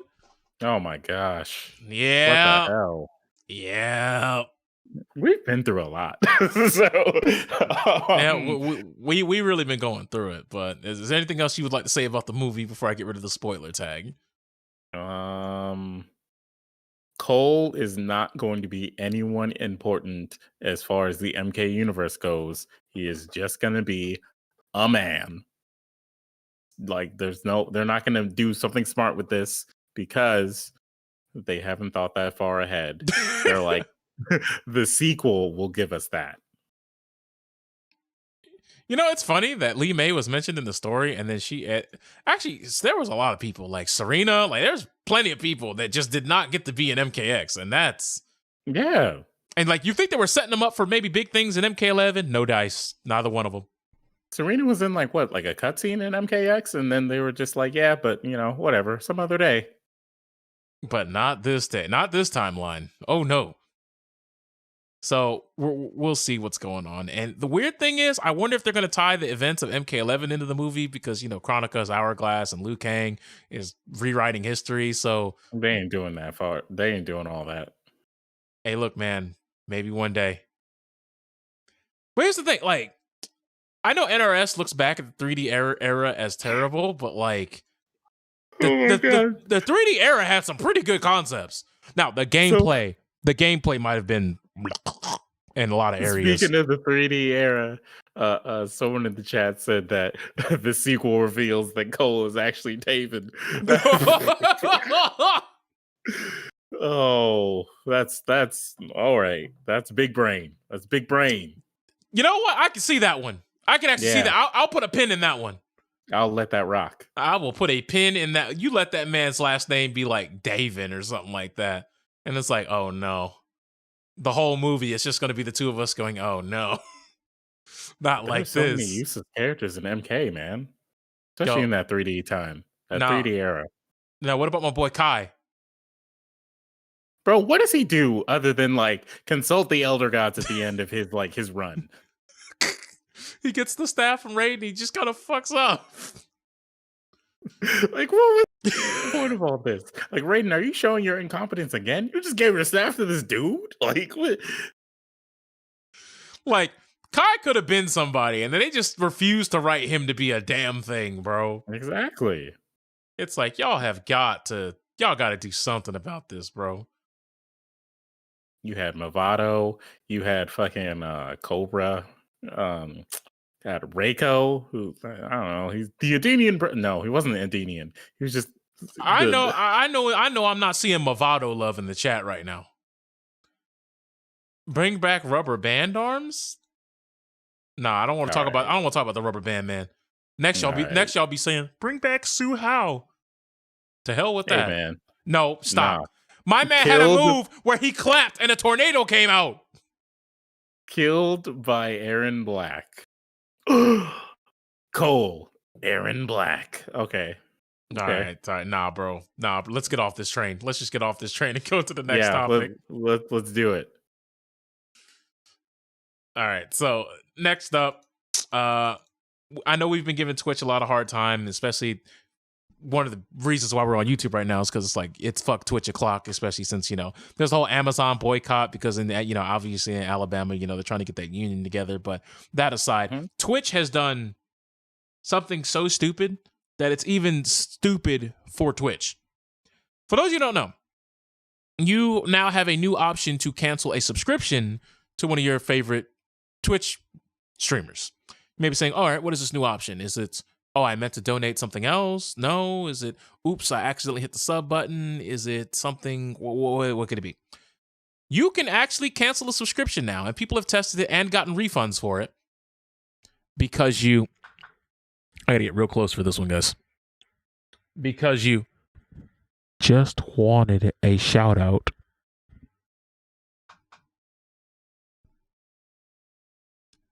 Wow. Yep, I just wanted a shout out, and you can get a refund on Twitch. And the thing that's funny about this, right? The thing that is humorous to me about this is you can do it, get your money back, and potentially do it again. Now, maybe, let's say we give Twitch the benefit of the doubt. You should never do that, by the way. Maybe this is just some gigantic, colossal, 7D, Mondo brain strat, where any account that does this more than once gets immediately banned from the platform or gets any of their monetary features blocked. Maybe this is some big catch-all net to stop trolls. Maybe. I doubt it, because this is the same platform who has different rules for different folks all the fucking time. But let's just say we peel back that layer. You got to understand, this is the platform that every month can't sit back and just sit on their hands and shut up. No, they have to tell you how much they want to fight trolls and stop harassment, and they're going to be on the forefront and on the front lines of battle to halt any sort of negativity befalling the streamers on their platform, only to then just spread their ass cheeks and defecate on all those streamers they say they don't want to be harassed. It feels like, have we gone 2 episodes without having to dunk on Twitch at some point? Have we had 2 consecutive episodes where talking negatively about Twitch wasn't on the docket? I don't think it's happened. I don't think so either. I don't know if it'll ever happen at this rate, because they have proven to me time and time again that their level of incompetence is limitless. There is no level cap on the incompetence of Twitch and its staff, or the platform as a whole itself. But here we are. And even if you want to push past that, right, you have to understand that if it works the way that people have speculated that it works, where you could just do it multiple times, now are us as Twitch streamers going to have to alter our content to a point to where we do things like the alert pops up, but we have to wait 11 minutes after the subscription in order to thank you for it? Because they said that you can only do this within the first 10 minutes of you spending the money. So, like, are we going to have to put like an 11-minute timer and be like, oh, okay, now that 11 minutes have gone by, you can't get your money back. So therefore, I can now say whatever thank you message that I may have for you. Or are people going to do what I did, where the tech is the alert itself thanks you, so I don't necessarily have to thank you just in case I forget, and then I can wait 11 minutes and then I can actually thank you properly? Like, what's the play here? Talk to them. I mean, if you don't do it in the 10 minutes, then you're more likely to have someone be like, wow, you didn't do it fast enough, bro. I'm out of here.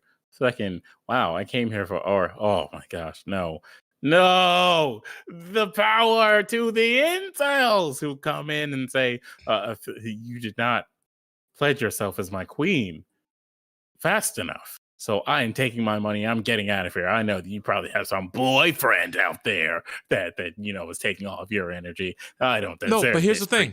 Here's the thing. The way it's written, right? The way it's written is, I just wanted a shout out, which means I could shout you out and you can still take your money back, because all you wanted was a shout out and you got it and you took your money back. It's not worded like I didn't receive gratitude or it wasn't appreciated. It's literally worded, I just wanted a shout out.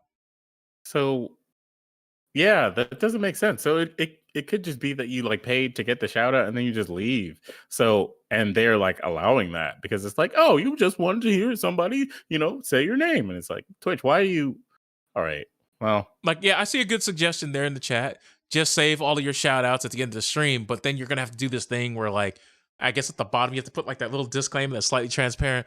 All donations and things will be thanked at the end of the stream. Yada, yada, yada, so on and so forth. And like, it's ridiculous at this point. Like Twitch has had what I thought was an unfumbleable bag, but somehow they're consistently just, I can't hold it. Oh, there it goes.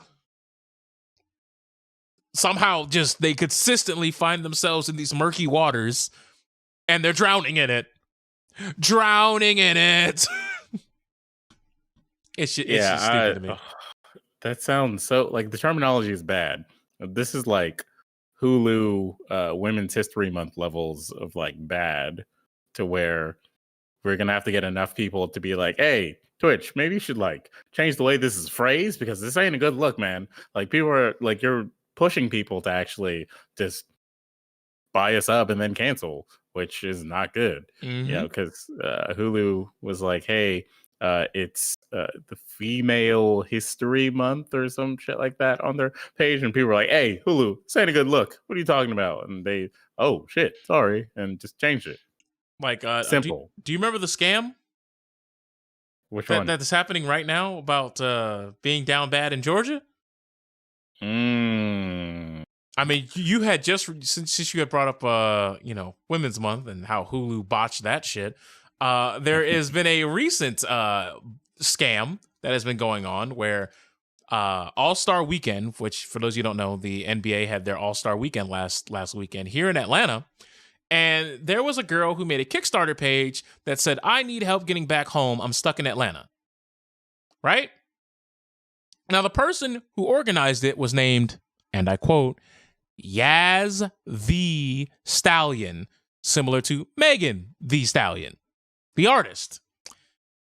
And at this point, you may be saying, all right, well, what do you mean she was stuck in Atlanta? Well, she claimed that she came to Atlanta to stunt on these hoes for, the clout, for the Instagram and things of that nature. And she came down here to do all that, but apparently her check didn't cash in, so she couldn't buy a ticket back because she only bought a one-way ticket and came with only $400 while she was waiting on her unemployment check, but it didn't post, so she's stuck in Atlanta. So she made a GoFundMe, right? Now, you would think that this GoFundMe would, mean nothing, right? And to fly back to where she needs to go back to New York is $200 and $49 if you were to wait a few days, right? But that's not what she asked for. She asked for an uncapped amount. And it got up to a point to where the asking, like her ask, she wanted $1,300. That was the goal. $1,300. For a one-way ticket. $1,300. One-way ticket. And here's the thing. She makes fucking gold. She makes fucking gold. And she doesn't just make gold. She surpasses it. She makes it. She banks off of it. And then, a couple days later, I was like, oh, well, clearly this isn't going to go fucking happen, right? It was apparently shared 50,000 times. It was one of the most popular GoFundMe pages at the time. How are we here? How are we doing this? And apparently, on Facebook, she came out and said, haha, I'm on the way to the bank. Thank you, loves. Which means one of two things. One, she was never in Atlanta to fucking begin with. At all. At all. Right? No, I should have been here though. Like they didn't even have people actually go in to see the game. Like we don't need you guys. You're exactly. Especially during the pandemic. Like, who was outside? Like, who was you? Like, I just don't understand it. It didn't make much sense to me. But here's Stop the thing, ruining our traffic. Here's the thing, though. Apparently, GoFundMe did catch wind of this and let her keep $10 out of the $1,500. That's what they say. That's what is being alleged at this point. But she was definitely trying to get her stimulus check, bro. I mean, GoFundMe is like, yo, we caught you 4K. It's right here on your Facebook. Nice try. You think we're gonna pay you? But the fact that people wanted to pull out their Super Simp card and donate in the first place proves that there's a terrible problem out there. Maybe she'll come through. There's a level of down bad that I can't even begin to fathom that will let you do that. Well, I'm just here to help a citizen who could not get home. I mean, like, she said she's stuck. Like, how is she to get home? Look, chat, I understand that y'all are saying that, like, people should research who they're donating to. And don't get me wrong, I'm 100% with you. But I want you to look at KG Inafune and Mighty Number 9. I want you to look at Anita Sarkeesian. I want you. There are plenty of people out there who have had these Kickstarters and GoFundMes for things that they had no intention of truly delivering on. on time in a timely fashion at any point and just wanted the bag. There are plenty of people who fall into the same category as the aforementioned pair, and they didn't even begin to make their product at all. There have been people who have made video games who didn't even pay the staff and just ran off with the money. Talking about Star Citizen? I wasn't even thinking about them, but fuck it. Put them on the list too. Hey, but we got Mark Hamill though. No, but here's the thing. I know you could, anybody who even bothered to look at just the cliff notes of what the fuck was going on could tell Anita was a scam and that Mighty Number 9 was going to be dog shit. Of course, we knew this. But some people just see the title and that's it. That looks like something I could enjoy, and boom, there goes the money. They just throw it down. Oh, that's clickbait. That's what they do. Oh man! Also, has Star Citizen come out yet? Like, is that a thing, or is it still locked up? No. Come on, man. It's really not out. Hell no. Budget is $300 million. Wait, what? I refuse to believe that game is not out.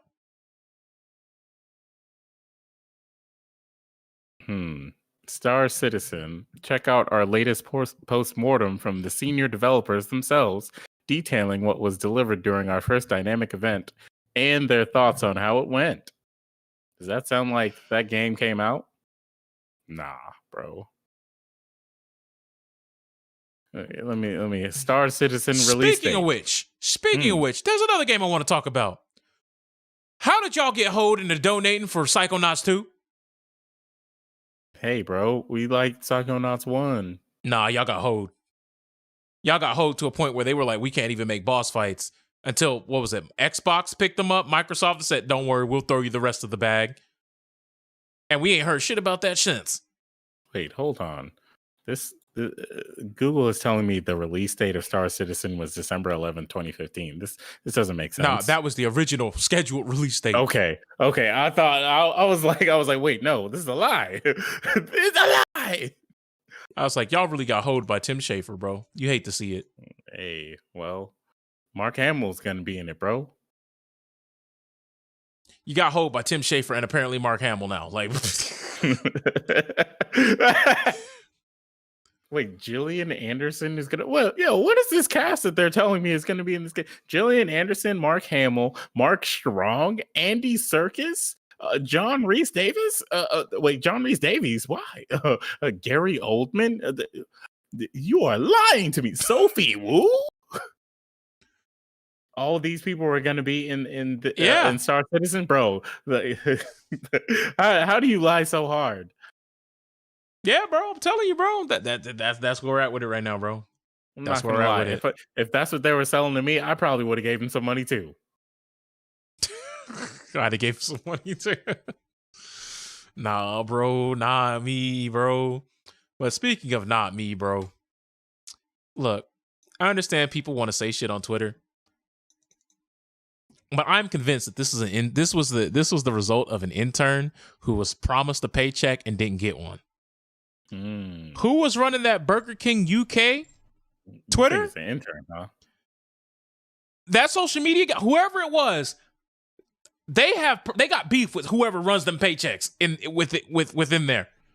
Nah, I think that this is UK humor to the max, and they really thought that like other countries, especially the US, was going to be like, wow, wow, what a great bit. What a great bit. Nah. Nah, these fools. Let me find the exact verbiage here, because what was it? They tweeted, "Women belong in the kitchen." Yeah. Periodo. and here's the thing: they tried to they tried to walk it back a little bit and say it was one of those, oh no, you know how like they say women belong in insert industry here because, you know, they're at a diminished rate. It's not 50-50. And, you know, they're trying to encourage more people to get into the industry. Like you've seen women belong in gaming and, you know, things of that nature where, you know, they're definitely the minority of the employee base of the people in the industry. And they were trying to use that as the justification for why the tweet was worded that way. And everyone's just sitting here like, stop the cap. Stop capping, bro. Stop the cap. You knew exactly what you typed. This had to be a victim of somebody who wasn't getting paid because if not,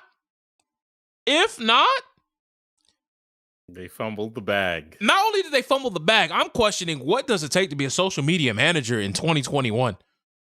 All right, let me read the tweet. Because if that's the case, I need to start applying to every company. Like, hey, bro, you want S plus content, S double triple plus content? I could do that. Come here. Let me holler at you real quick. Right. And who wouldn't want to look at one of these faces as the face of I clearly gotta get an edge up. You know what I'm saying? Maybe trim this a little bit. But you know, he's got it. He's got the formula going. I just got, you know, the little catch up, you know what I'm saying? But content creation game wise, yeah, boy. Mr. Undefeated over here, but I digress. Go on. If they want to, women belong in the kitchen, period. First tweet. Second tweet. If they want to, of course. Yet only 20% of chefs are women. We're on a mission to change the gender ratio in the restaurant industry by empowering female employees with the opportunity to pursue a culinary career, period. Third tweet. We are proud to be launching a new scholarship program which will help female Burger King employees pursue their culinary dreams. Why? Here's the thing, though. You can't say culinary dreams and you're Burger King. Like, let's stop the cap. Hey, man, they're like, no, they're going to start with us and then they're going to go to bigger and better things. You better hope that y'all are the launch pad, but I don't think y'all are the launch pad that y'all think y'all are. But even then, like, there's this They're going to join the Burger King food scientists to create the new sandwich. The Whopper 2? Is that what we want? Yeah. No, excuse me. It'd be the Whopper 4. Because the Whopper 2 was the Angry Whopper. The Whopper 3 was the Impossible Whopper. This is the Whopper 4. So that, I guess that's what they want at this point. It'd be Whopper 5 because we also have Texas Whopper, which is just the Angry Whopper. Nah, man, we got Whopper 6. Remember the Halloween Whopper with the black bun? You mean the one that put people in the toilet?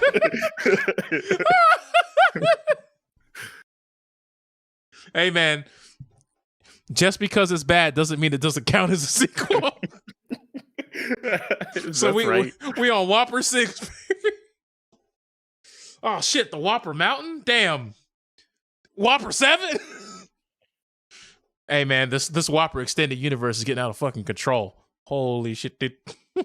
As soon as I saw the first tweet and I saw Burger King, like official Burger King with the blue check, I was like, this is a bit. This is a farce. This is bait. And then I clicked under and I saw more tweets from them and I was like, what are they doing to me? Oh, well, you know, we actually want to bring awareness to women who aren't in the culinary field. It's like, first off, where did you get these like facts about the women in the culinary field? Like, what? Come on, man. Yo, does Gordon Ramsay got to go to Burger King and slap some people? Like, what are you talking about? Yes. All right, well, I'd like to see that. That's content. Yeah, I think that'd be great content. Personally. Gordon Ramsay fixes Burger King. That's his new show. That man is rich. Wow, man. Look, you want to know the funniest thing about that man, though? About Mr. Ramsay? What? That I don't think a lot of people know. So he is a black belt. Like, that man apparently has educated hands. He's about it. And like I'm just waiting on it just has either if it's happened, they haven't aired it. I'm waiting on the episode where someone do say, and here's another thing, mother, and they just get towed up. That's the episode I'm waiting on. It could be Kitchen Nightmares, it could be Hell's Kitchen. I don't care what it is. Are you done yet? Are you done? Or do you want me to give you another thrashing out there? Like that's all I'm waiting for, but it hasn't come to that yet. I wish, man. Like, oh gosh, I would love to see that. The best episode of Kitchen Nightmares ever.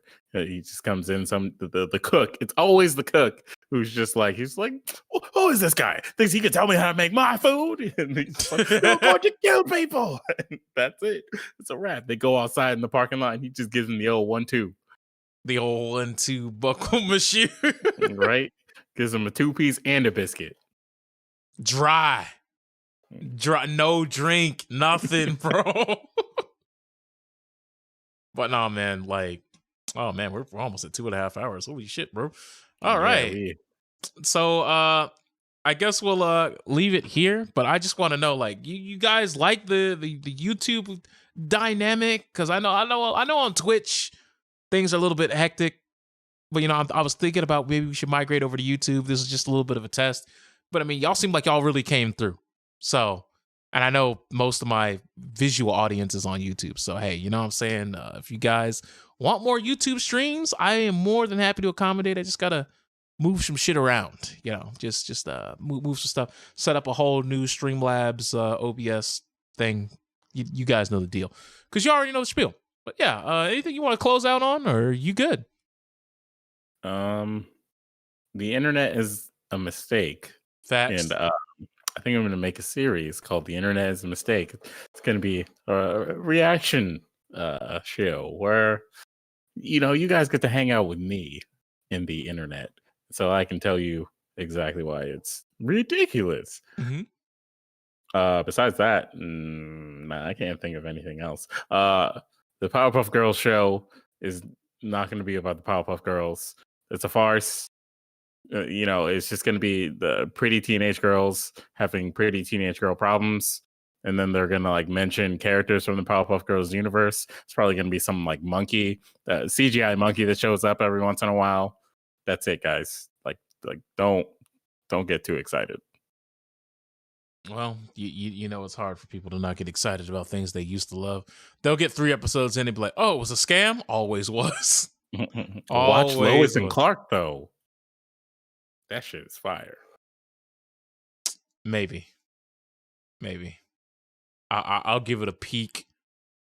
But anyways, I'll catch you guys next time. Y'all be safe. I don't want to see live action Mojo Jojo. Please fucking no.